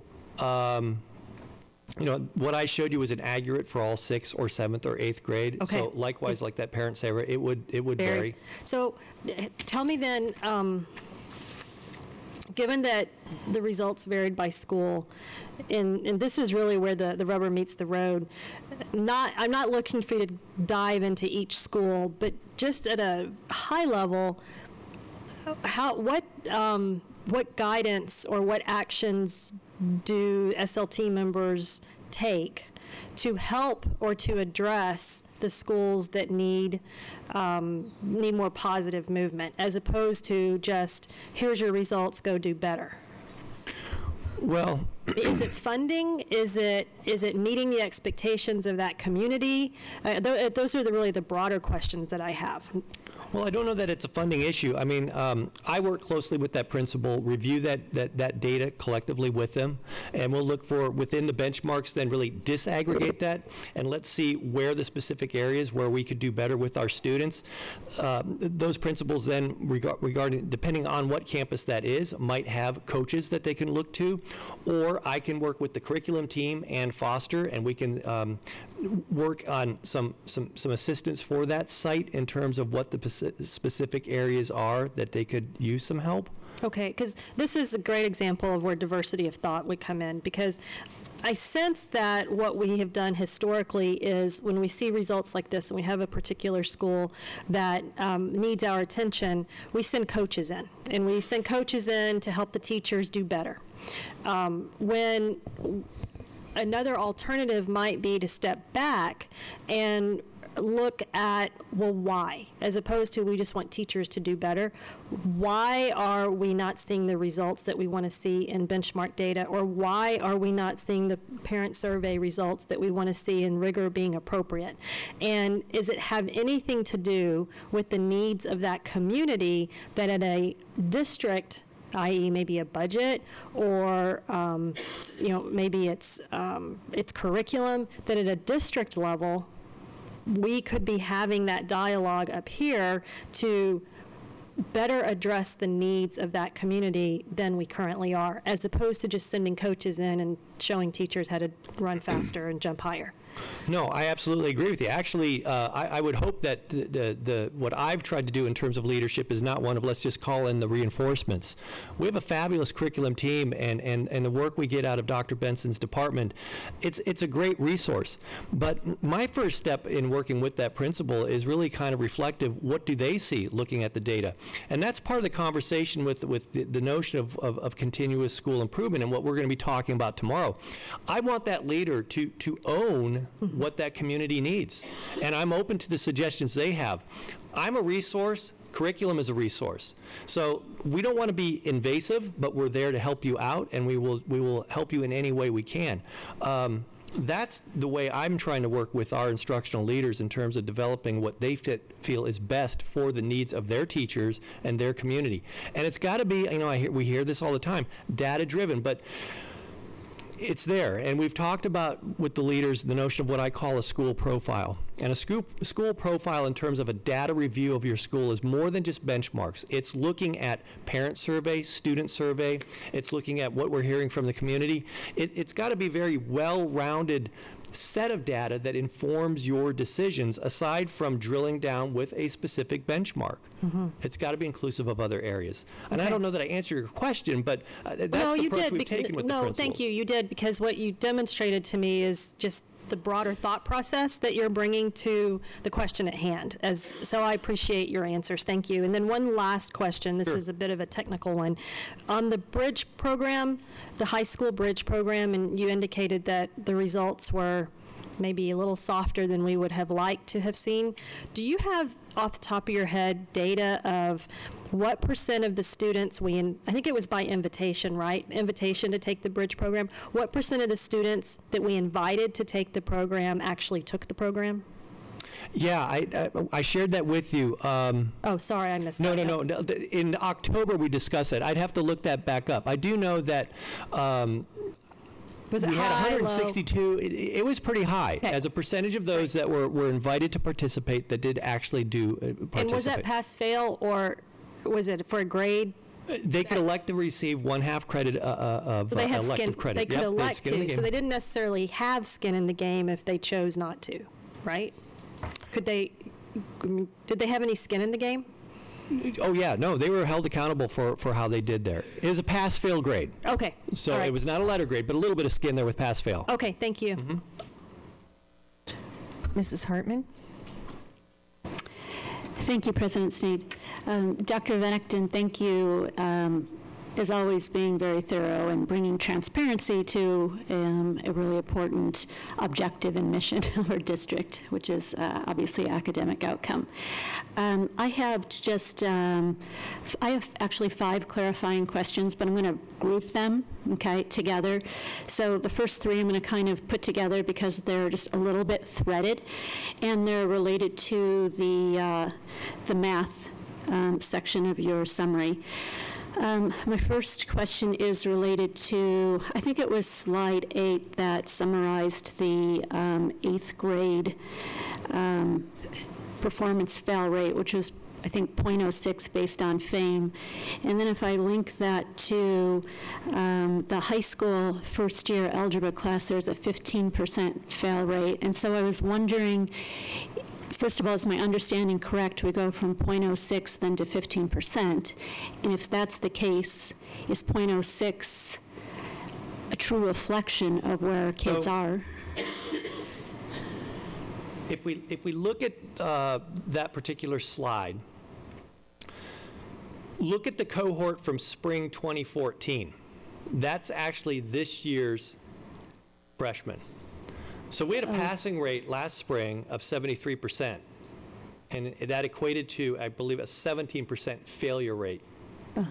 So this year's 8th graders had a 94 or 95 meets and exceeds. Got it. I'm hoping that when I come to report to you a year from now, that I'd say our failure rate has been reduced. Yeah. I think what's important, Madam President and Board Member Hartman, is that this is test results of that snapshot of that test. A grade takes in all of the work that a student does. They turn in assignments, all those other types of things also. So it's close to compare them, but there are some anomalies there because of what a grade is made up versus the actual single test score from this result. I understand. And just a point of clarification, thank you, Dr. Venecton, for clarifying the kind of the dates on there.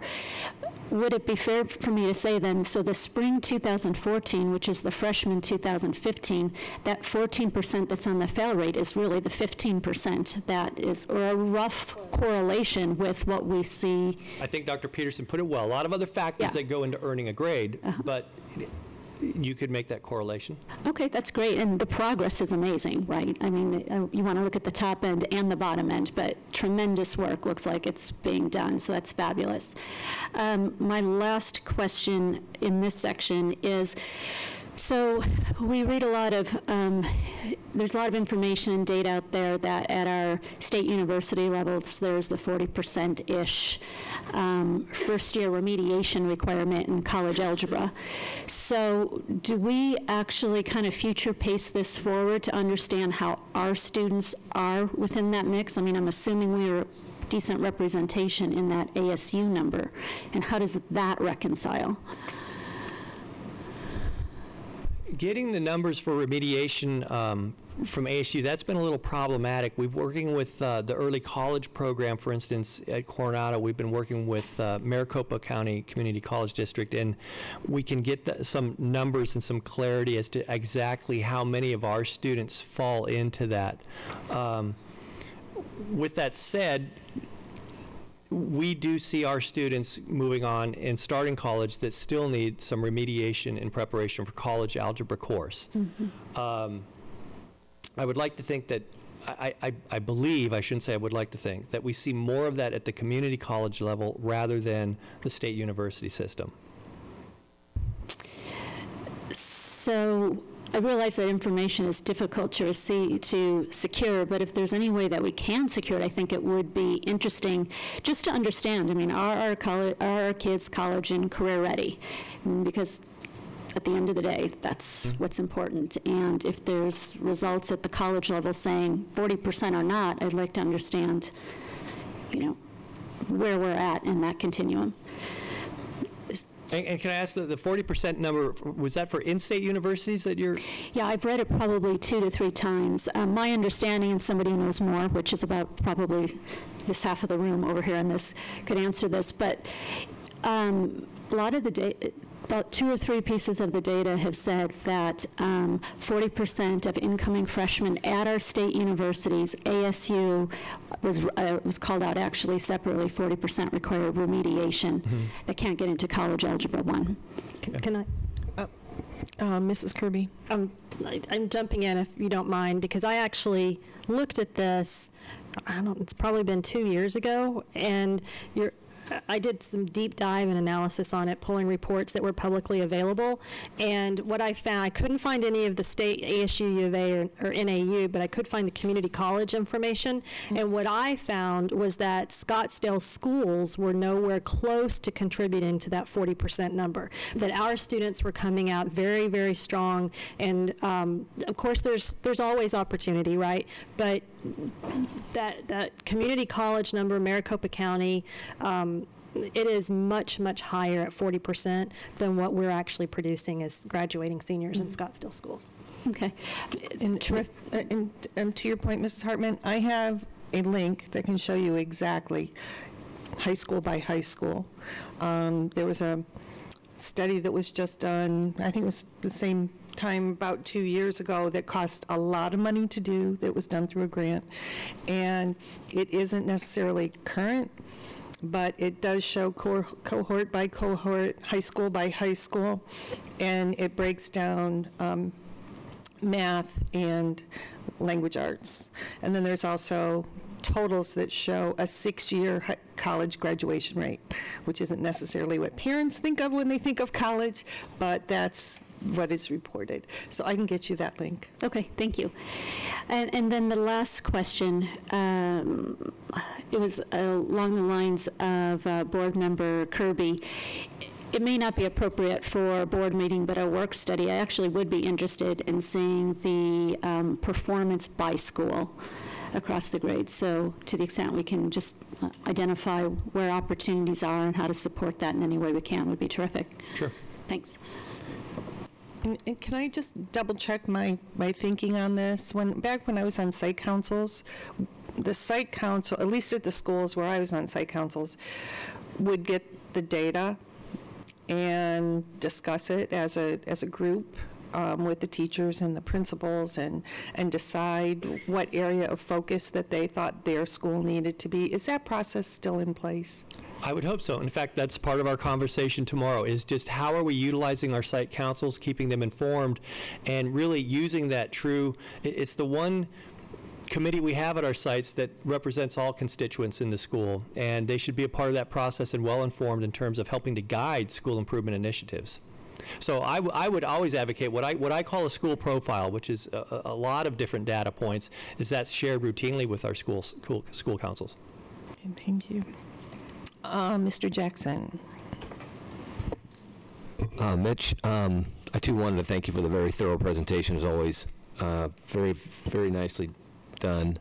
I just wanted to say, I know we met, I guess it was 2 years ago, we were going through middle school, our struggles with the middle school, middle schools in general, and gosh, everything that is being done now to improve the rigor in our middle schools, not just the rigor, but the whole culture of our middle schools, from the PBIS, the middle school honors programs, the bridge program for algebra, even the principals meeting for the continuous improvement plan. I mean, I come away impressed that we are making a real effort to really improve the quality of our middle school education, not just the academics, but the whole culture. I mean, the incredible work that Dr. Sakos and her team's doing with the PBIS, the whole culture's changed. I have a middle schooler, and we're having a very good experience. So anyway, I just wanted to say I applaud everything that you and all the middle school principals are doing to really elevate the entire game at our middle schools. I don't know why we're not seeing parents on the parent survey. I would think that maybe it's too new. I mean, the rigor question, and I know that the middle school honors programs are relatively new. I don't know why there's a disconnect there. I certainly am very curious, but boy, it seems like we're making a real effort, soup to nuts, to really improve the whole middle school experience, and I believe it will pay big dividends. It already is, but I think from the parents' perspective, maybe it's just too soon. I don't know. I would love your thoughts on that. So anyway, thank you. You're welcome. Mrs. Kirby, did you still have some? Well, yes. I wanted to just segue off of what Board Member Jackson said, because going back to that one slide about the academic challenge and rigor being appropriate, you know, it's 1 in 3 say no is basically what the data is here. It's only 2 out of 3 say yes, I agree or strongly agree. 1 in 3 are neutral or disagree. Is one way to look at this data. So we still have quite a bit of work to do in that regard, because we know we've had Dr. Jeff Thomas came up and told us almost a year and a half ago, we've known it for long before that we lose elementary students in 4th and 5th grade who hop out of SUSD for middle school, then they come back in high school where they do have more opportunity to take the IB or the AP or the honors courses. And so, you know, I talked earlier about the elephants are running by. In my mind, this is one of the elephants in that we have to continue to press and don't let up on trying to meet parents' expectations at the 80, 85, 90% level that the rigor is appropriate for their child. That doesn't necessarily mean that the rigor at every school is exactly the same.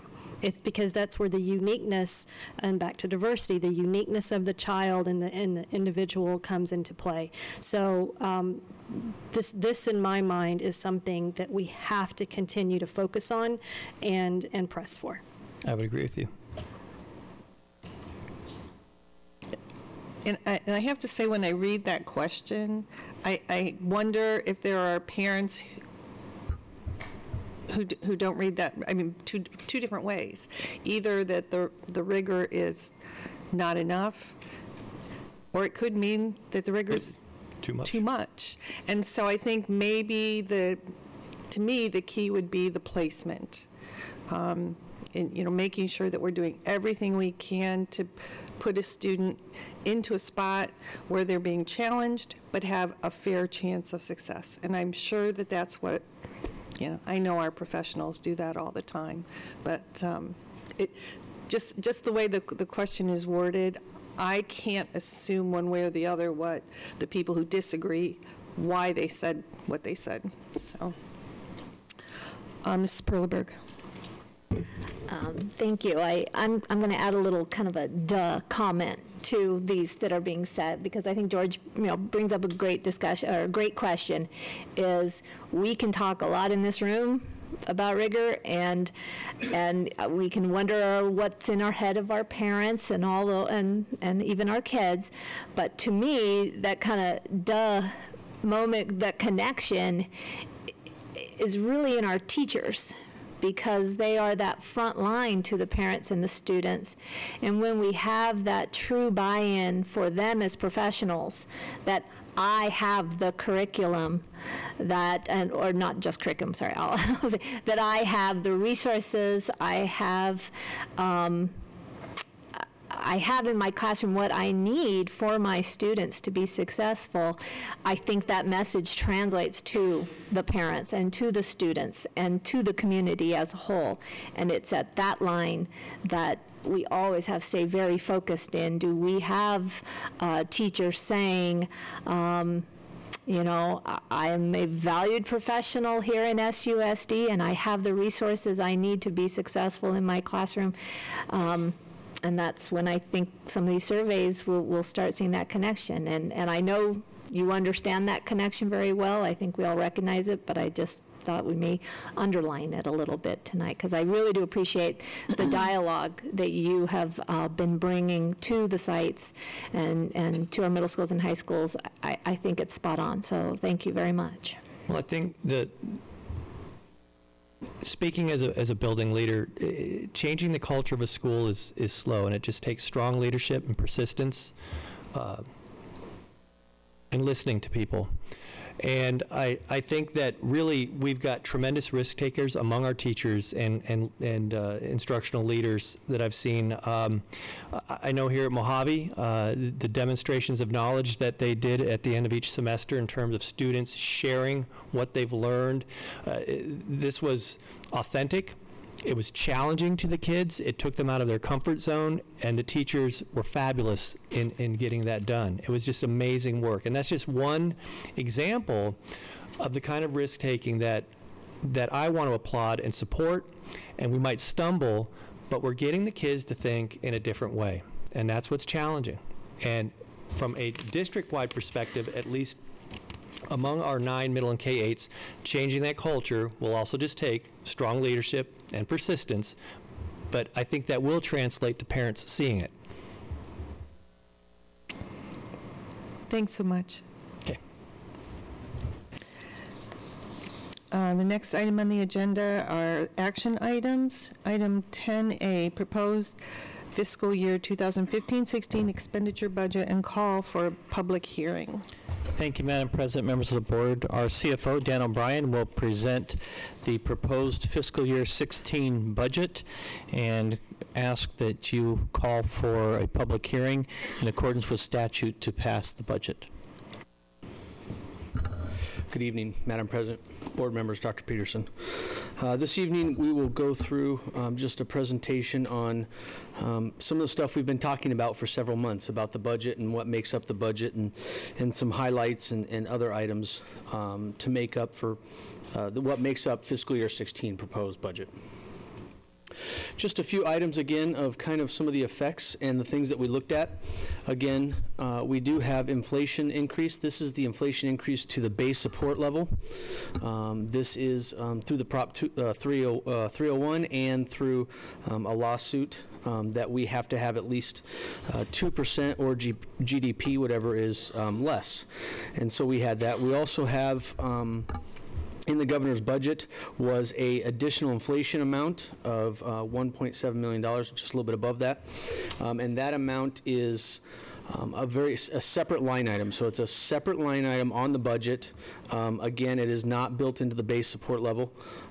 They did it as a separate line item. We then have the additional decrease in district additional assistance, also known as capital, of $3.1 million. And again, here at Scottsdale, we take our capital budget capacity and we move it into M&O. So even though this is a cut to district additional assistance, which is capital, it's actually a cut to the M&O budget. We've talked about that previously. Although it be very small, ASRS, Arizona State Retirement System, did have a decrease in the percentage that they charge to the district and to the employee. So again, the district pays half, the employee pays half, so there was a slight decrease in that. The student success funding, which was put into place this fiscal year, that gave money for high-performing districts, $456,800. That money was taken away and reallocated by the governor's budget. So we no longer will get that in future years. That is money that went to teachers. It is being taken away and putting into a different pot. And then Teacher Experience Index, or also what we call TEI. Again, this is our experience of our teachers compared to the state average. That reduced this year, so it affects next year's budget by a little over $86,000. A little brief timeline. Again, as I've said several times, always will want to stand up here and thank and applaud our employees, our parents, our voters, and everybody who worked hard to get the override passed November of 14. So again, as I've always said, continue to thank them and thank them a lot. This again has an increased funding of almost $11 million. And again, as we spoke, this is just the increase in the funding. So the total amount is just about $18 million. Again, remembering that some of that is already in this year's budget and just moves forward. We do have our K-3 override which has some dollars to it. And then we also have the last third of the M&O before it completely phased out. But again, that's coming back. That 2/3 that we have gotten rid of over the past 2 years is coming back. So we show this just as the increased funding, not necessarily the complete funding, although it is in the budget forms. Again, we had the district budget committee, as was presented at the May 12th governing board meeting. We had 8 meetings, and as was presented, we tried to get to 2/3 consensus on the reduction items. And then we are here tonight to propose the fiscal year 16 budget. This is what we have been working on. We've worked through this with some of the work study sessions. This is the list of reductions. Not a lot has changed in here. We have talked about all these items, where some of these cuts were coming from, and where they were affecting. Again, we do have the SROs on here as middle schools of the $300,000. I know that Dr. Peterson and James Dorr are still working with the city. The city has not let us know if they're going to help us with that or not. Hopefully that will be here fairly soon. We're waiting to hear from them so that we can keep our SROs at our middle school. And then we do have the total at the bottom. So the cuts to try to balance next year's fiscal budget was $3.3 million. As always, as we've talked in previous meetings, we always want to get down to the dollars in the classroom. So this is just a quick bar chart of what our looks like. We have up there the Auditor General's and fiscal year 14 expenditures. And then we have the projected fiscal year 15. Again, the dollars in the classroom report is built off of expenditures, not budget. So we are just projecting and estimating what we'll do as we still have a few more weeks left in the fiscal year, and then we have the encumbrance period through July and August. And then we took the proposed budget for fiscal year 16 and tried to build it. Again, a little bit of apples to oranges because we're kind of doing our projection and budget based off of what actuals, and we know that actuals will change a little bit throughout the year as we progress. Just to be able to look at that just a little bit differently, this is the same as the bar chart, just in a table format. The one thing here, we do have the statewide averages on here, and then also at the very bottom, if you remember through some of the discussions, the governor, through his budget process, after a few discussions with some people, came back and said, when we look at it, and it is on the budget forms, that you need to take classroom, instructional support, and student support, and combine those 3 categories, and that's what the state, the governor's office, is considering dollars in the classroom. I do not believe at this time that the Auditor General has any plans to change how they report it and how they do their pie chart, but again, we wanted to put it on here because it is on the budget forms, and we wanted to explain what that was. So, a few of the items that make up our proposed budget. We do have the base level increase from this year. It's up to $3,469. We do have our unweighted ADM, 100th day ADM at $22,960. We have, again, saying thank you to the voters and to the parents and employees who worked on it. The first year of our 15% special override. Career Ladder is finished. As we've talked in previous years, Career Ladder several years ago, about 6 years ago, was deemed unconstitutional. The legislature came through and did a 5-year phase out. Fiscal year 15 is the last year of that. So in fiscal year 16, we will not have any Career Ladder. And again, that was given to teachers for work that they had performed. We had our TEI, or our Teacher Experience Index, decrease.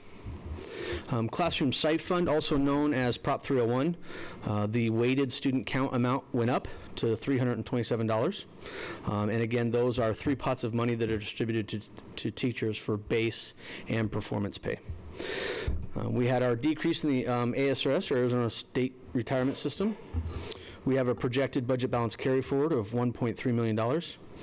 And then again, as we talk about the reduction to district additional assistance, we still have the continued reductions that we've had for many years that the state has put in place. So with those reductions from prior years and the current fiscal year 16, next year, fiscal year 16 reductions of the allocated amount that we get through the formula, we will only receive about 15% of that. So again, reductions in that capital. Again, capital is used for furniture, fixtures, and equipment, technology.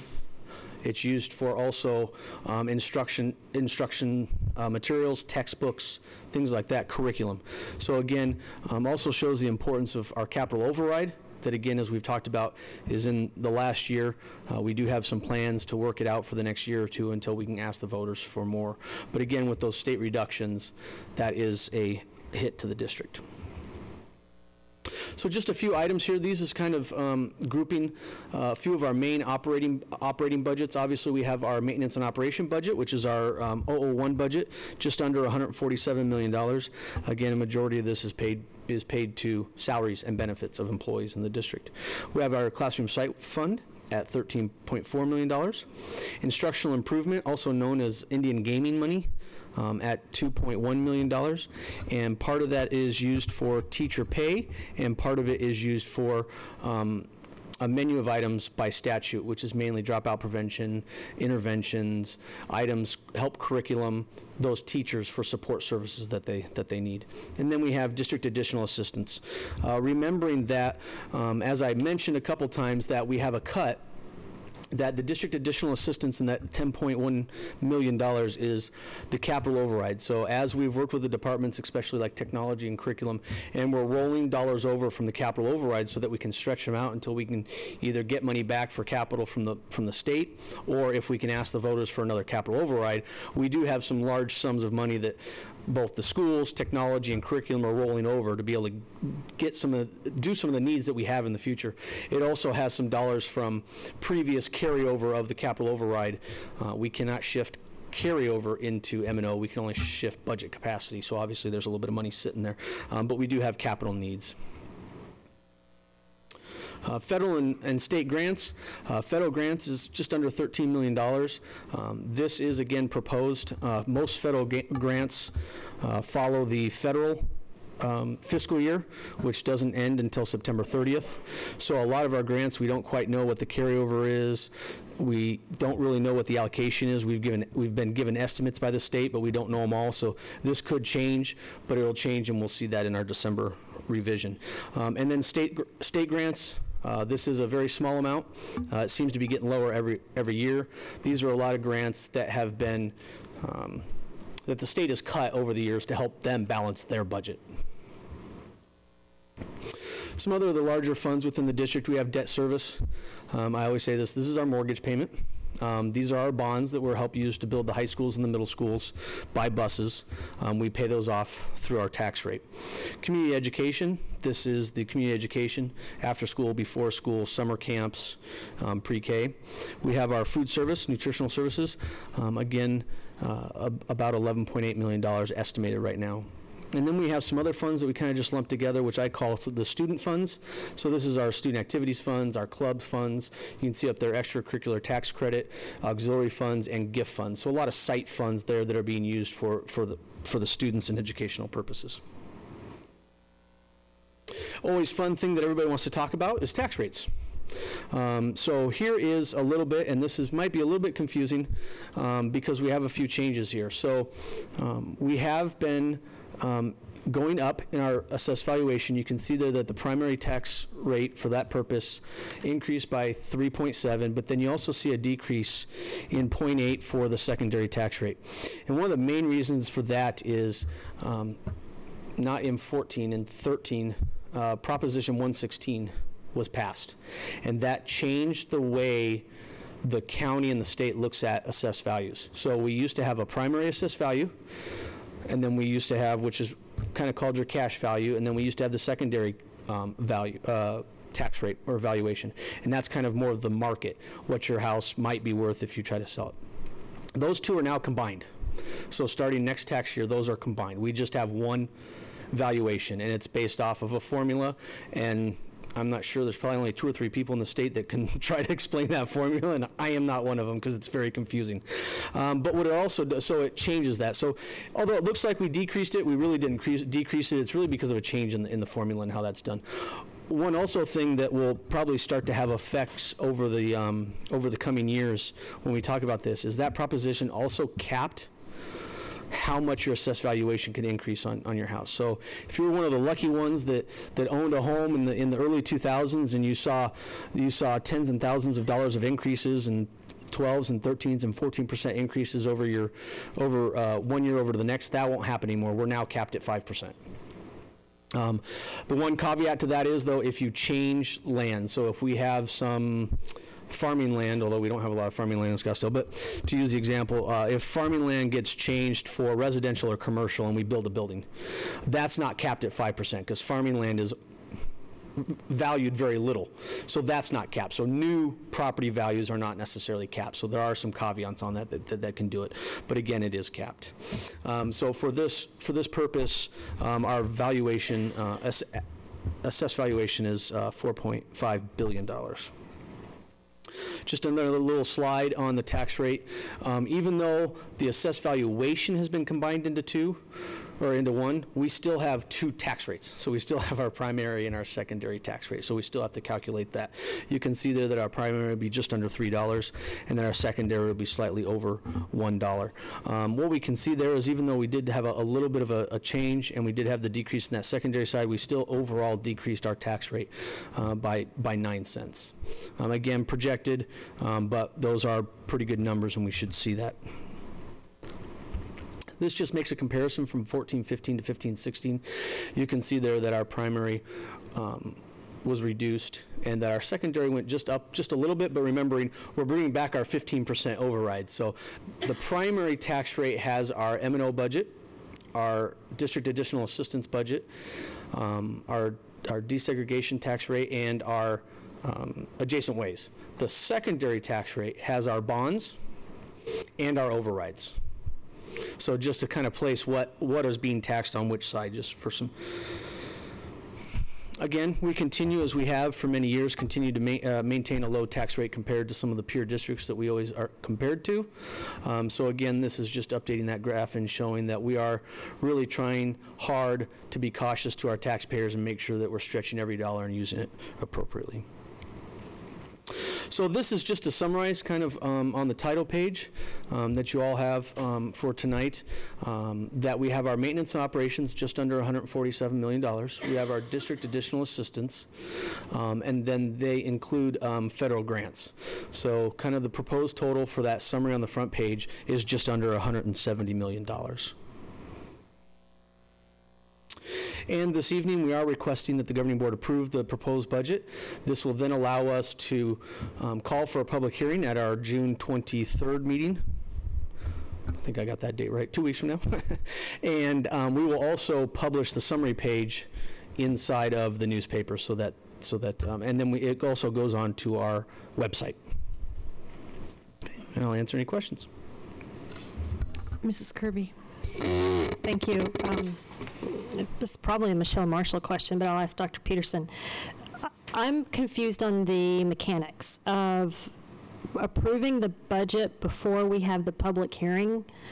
Why would we, if the budget's been approved, why would the public hearing becomes a moot point and irrelevant?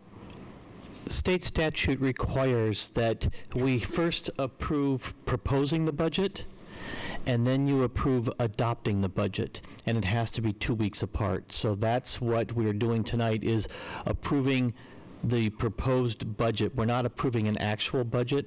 You have to approve it in order then to have a call for a public hearing. So it's a formality that's required under state statute, and that's why we have to do it. So are we approving to propose a budget, or are we approving the proposed budget? We are approving to propose this budget as the numbers show now. And then you will approve it. It's a formality under statute. Okay, thank you for clarification. Other questions? Thank you very much.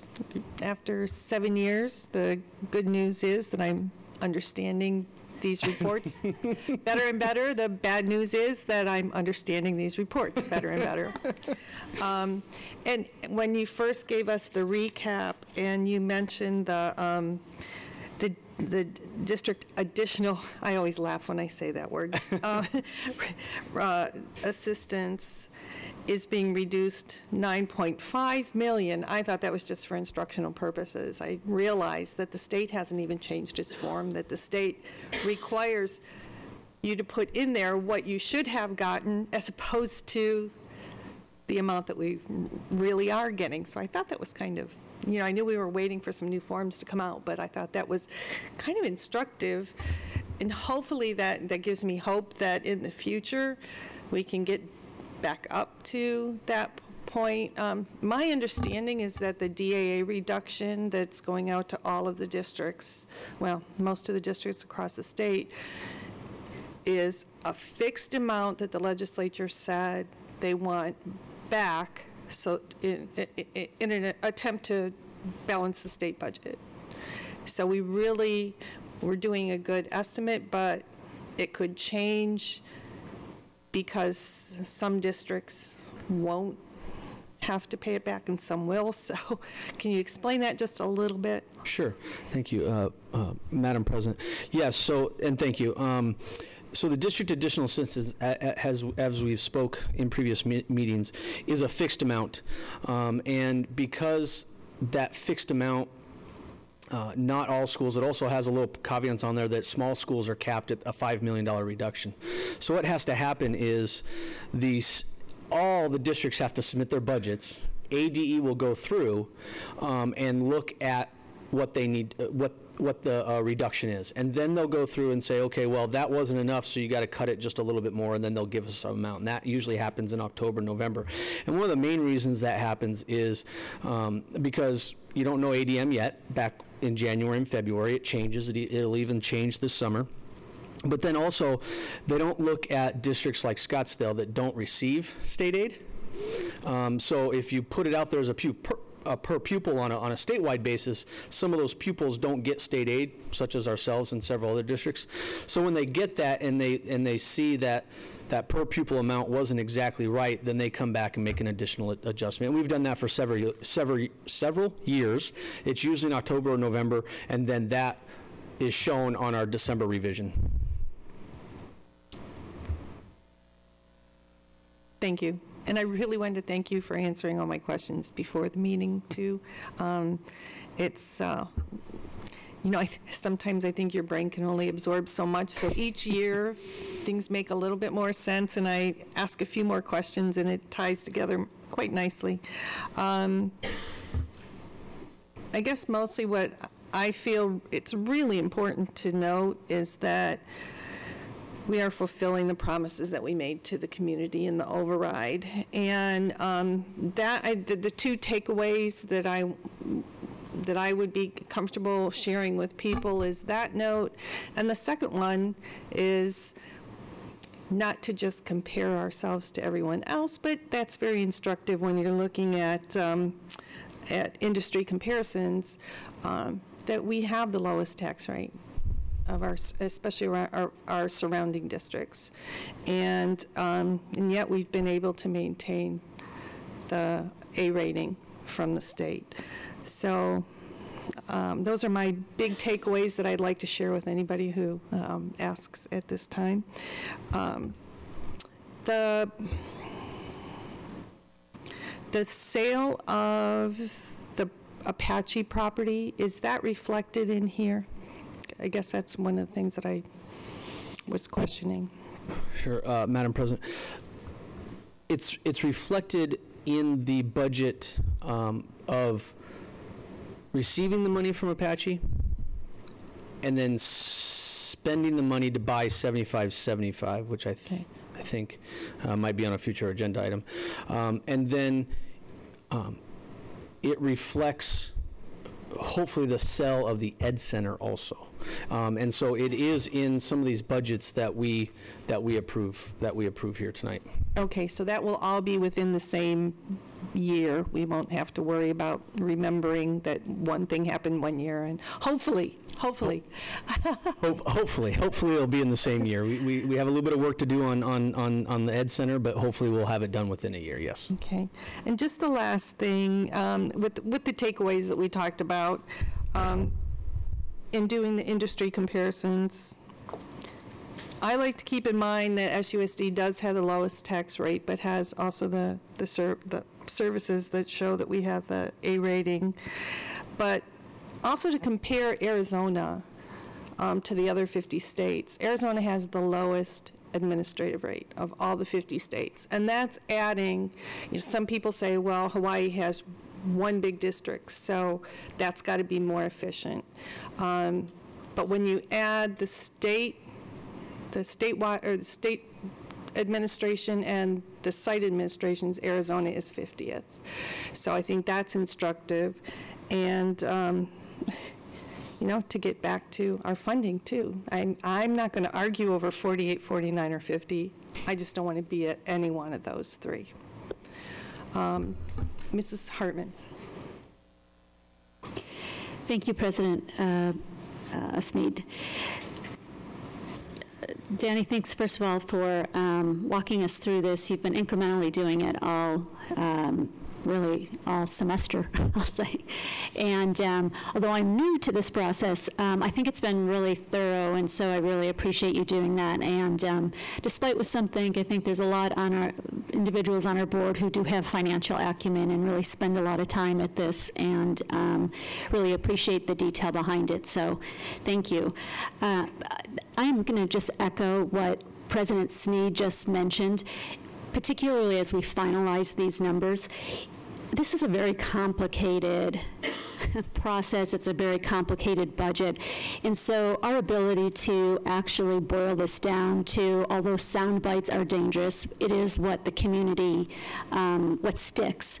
And the couple of things that President Sneed mentioned is the dollars that are dedicated to our classroom as compared to prior year. And once again, these are all projected numbers as well as state. But we are at 70% for projected for this year, 67% last year, and 68% average. I think recognizing 70% goes into the classroom compared to a state average is really important. Related to the tax rate, yeah, we get an amazing return on our investment. And even though I'm referring to in our slide deck, which is slide 494, just so people understand how rigorous this process is. I think the soundbite that we take away from this is, and I think it's important for the community to understand that if I'm understanding these numbers correctly, and you can true them up if we want to get a soundbite out of this, but our tax rate is at $4.90 compared to our peer average of $7. So we're at 41% of what our peers are investing back.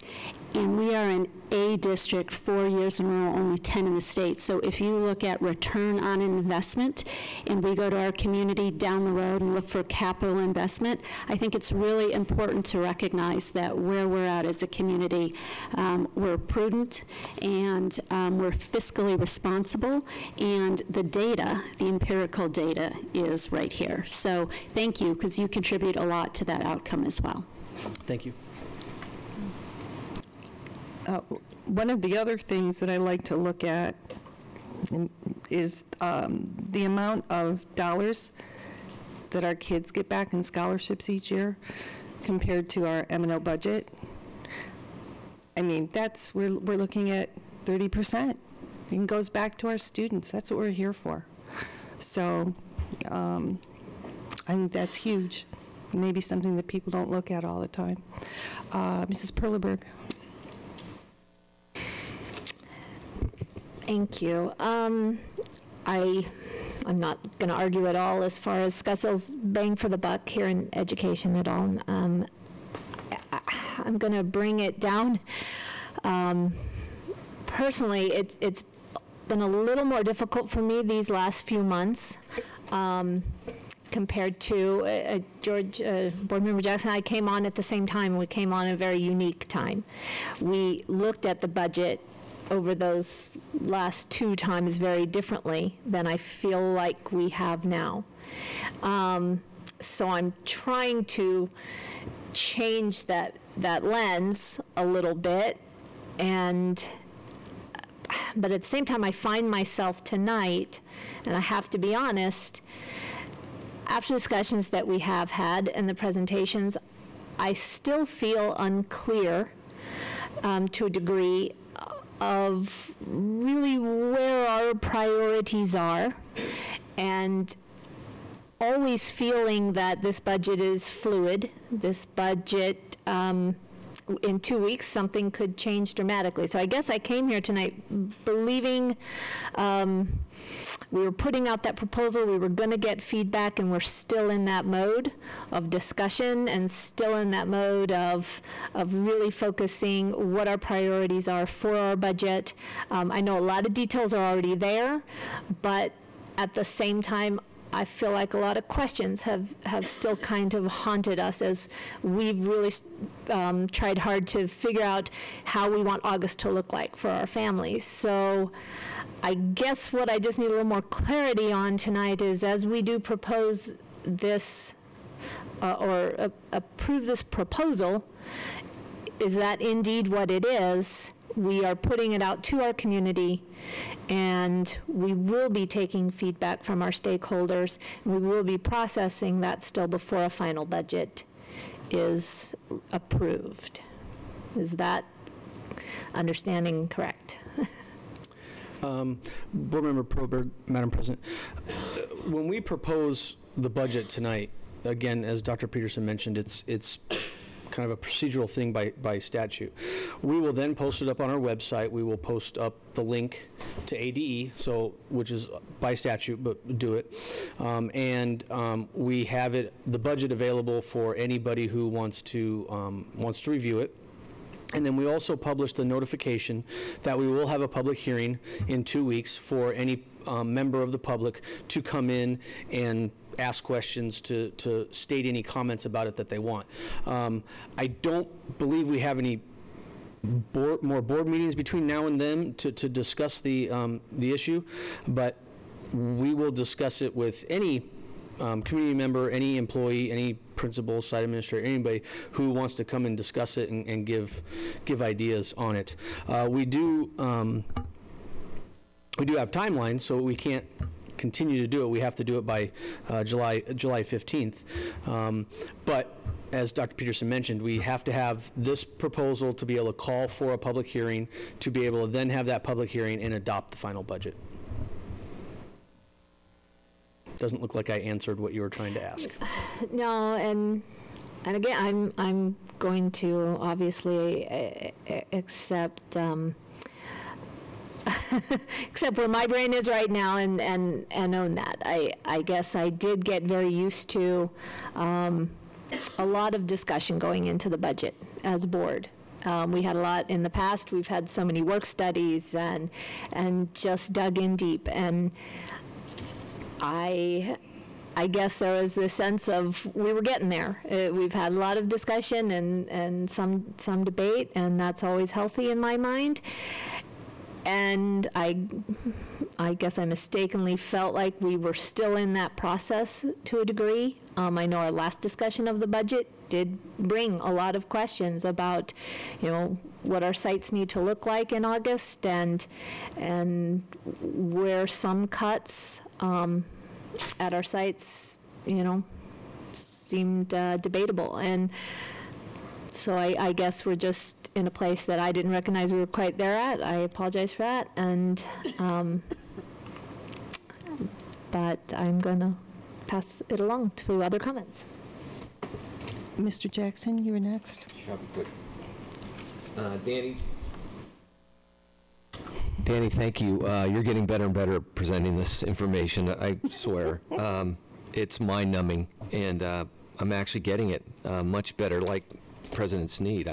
I'm much quicker to understand the numbers, and thank you for that. And I'll be real quick. I thought everybody here made good comments, but I think President Sneed made some great takeaways that I just felt compelled to reiterate. We are honoring, very proud, we are honoring the commitments we made when we asked the community to support our override. That is first and foremost. And we have been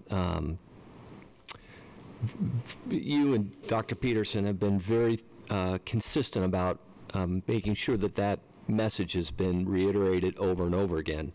We asked the community to step up, and they did. And we are honoring those commitments. And I think Board Member Hartman made a wonderful point, as did President Sneed. I mean, our tax rate is 40% of our peer districts. I think, isn't roughly. I mean, we are doing a lot to, we're working very hard to be prudent and with the resources that the public's entrusted with us. I don't know how we could make this a more transparent process, truly.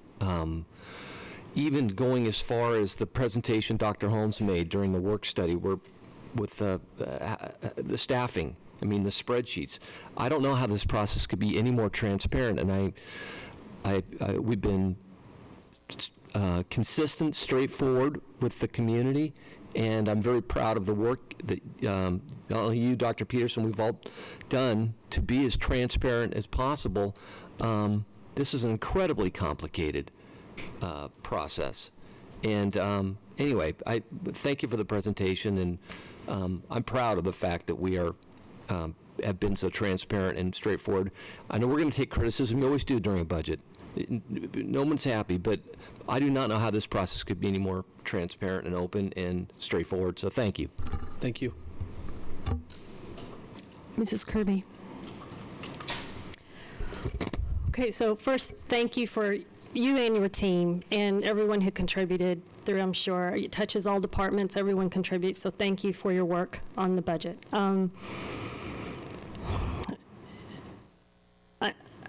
Again, I'm struggling.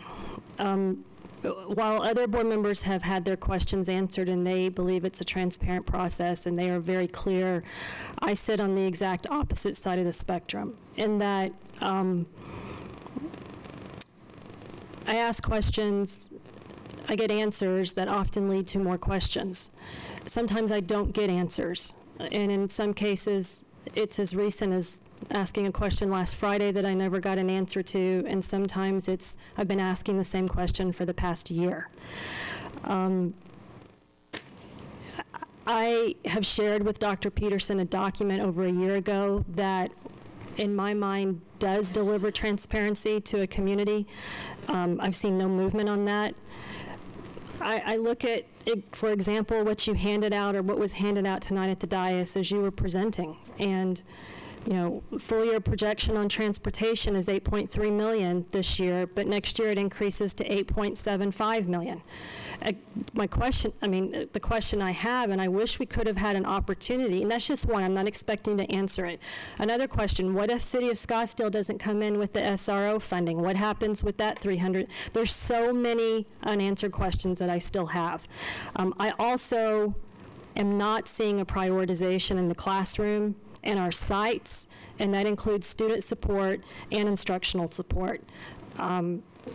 It's been a drum that I have beaten on a regular basis, and I'm just not seeing it there.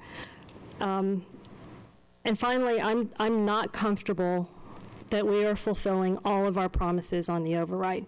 I have tried to connect the dots. I'm about 80% of the way there, but there are some big pieces of that, specifically the 2% salary increase and the horizontal movement and the class size reduction, that I have not seen demonstrated in analysis that gets me to a point where I'm comfortable putting my name to this.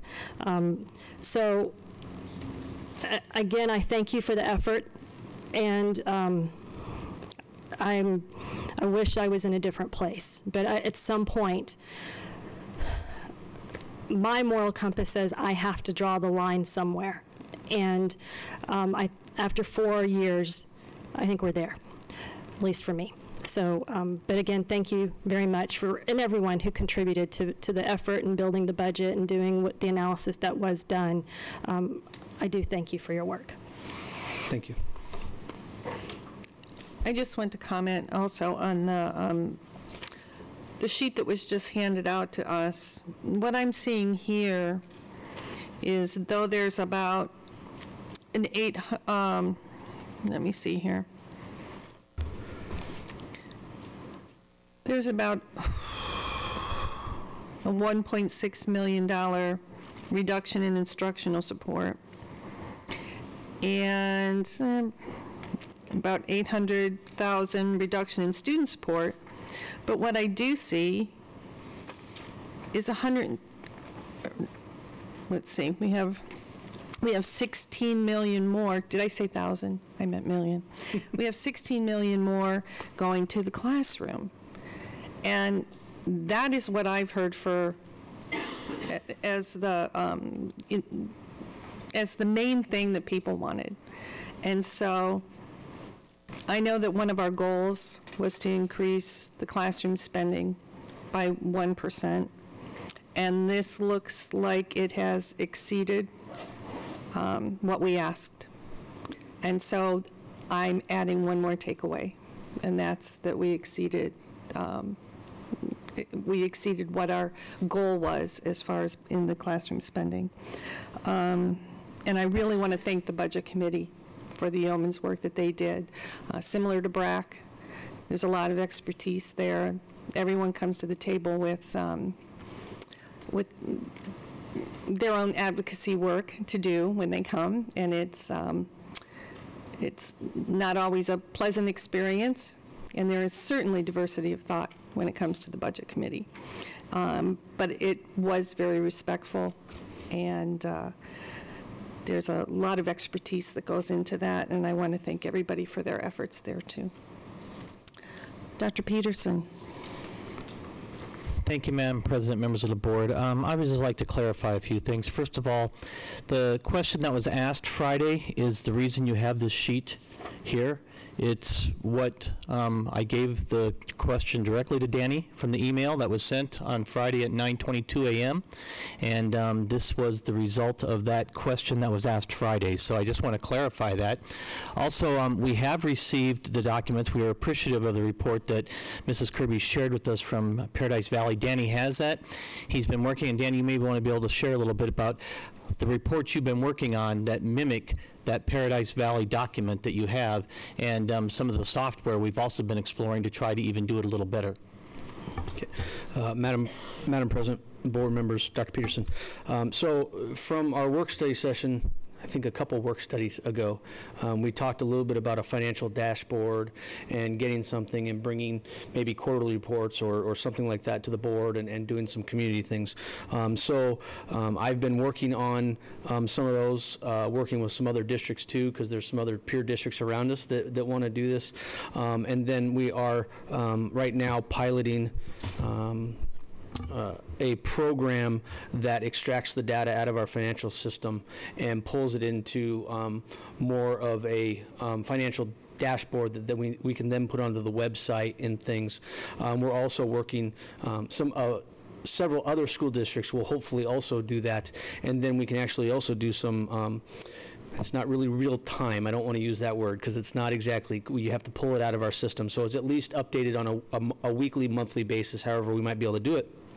And hopefully those districts will do it too, so we can actually have some real-time accurate comparisons to other districts. So as we work on that this summer and bring this back in August and September, and from the conversation that we had at the work study session, we will get to those as we discussed at the work study. It might take a couple times to get them so everybody agrees on the format that might be there, but I think we are putting some things in place that will do that and help with that transparency and help with the communication to the community and the board.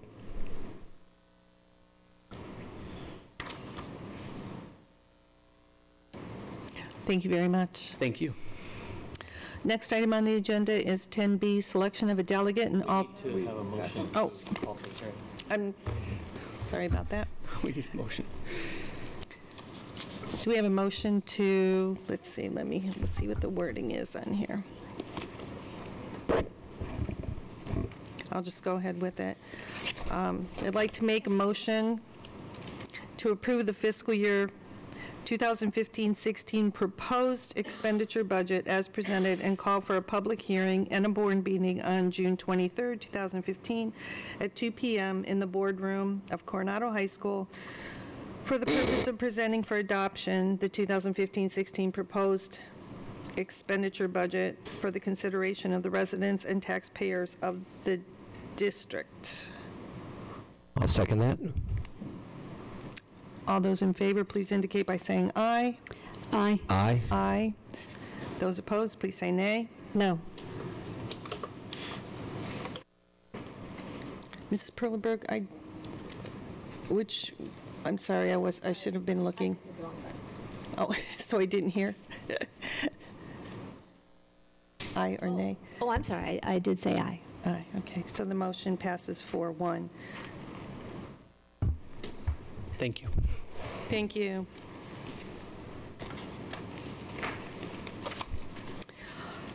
Next item, 10B, selection of a delegate and alternate to the Arizona School Board Association Delegate Assembly on September 12, 2015. So, ASBA has at their legislative meeting a delegate assembly that they've streamlined the process considerably. I've been the delegate, and so has Jenny Brown.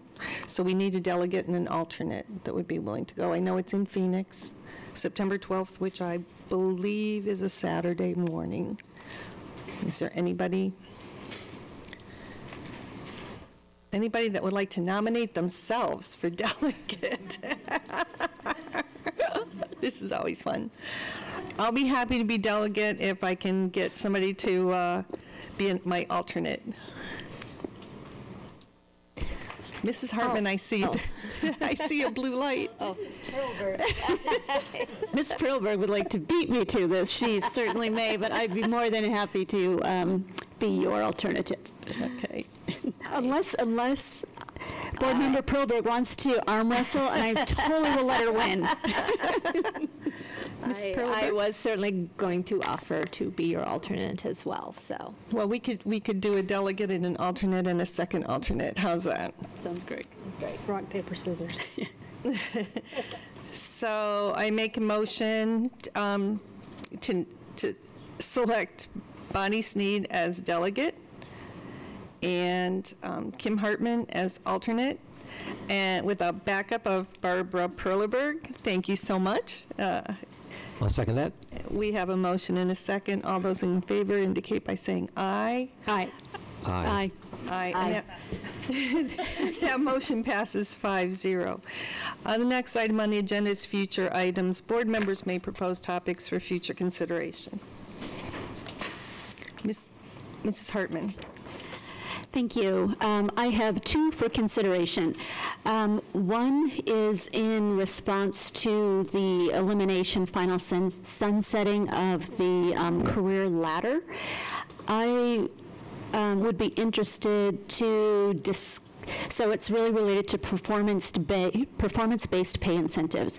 And I would be interested in discussing the implications, both financial and behavior,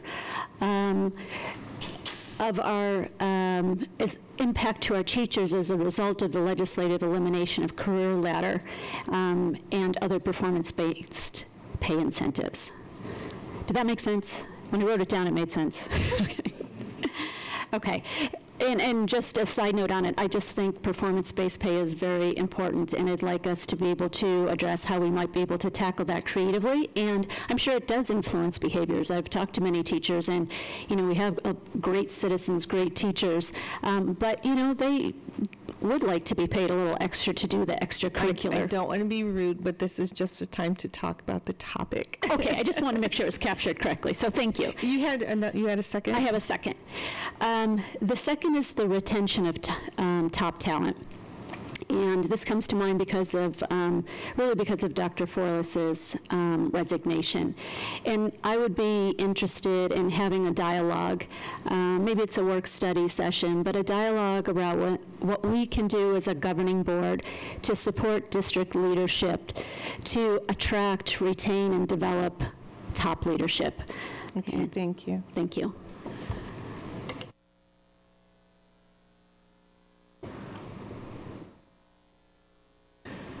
Okay, so the dates of upcoming meetings are Tuesday, June 23rd, 2 p.m. The governing board regular meeting for budget adoption, that will be here at Coronado High School. And are there any governing board reports? Okay, with that, I'd like to make a motion to adjourn. Can I have a second? Second. We have a motion and a second. All in favor? Aye. Aye. Thank you, board members. Thank you, administrators. Thank you, guests, teachers.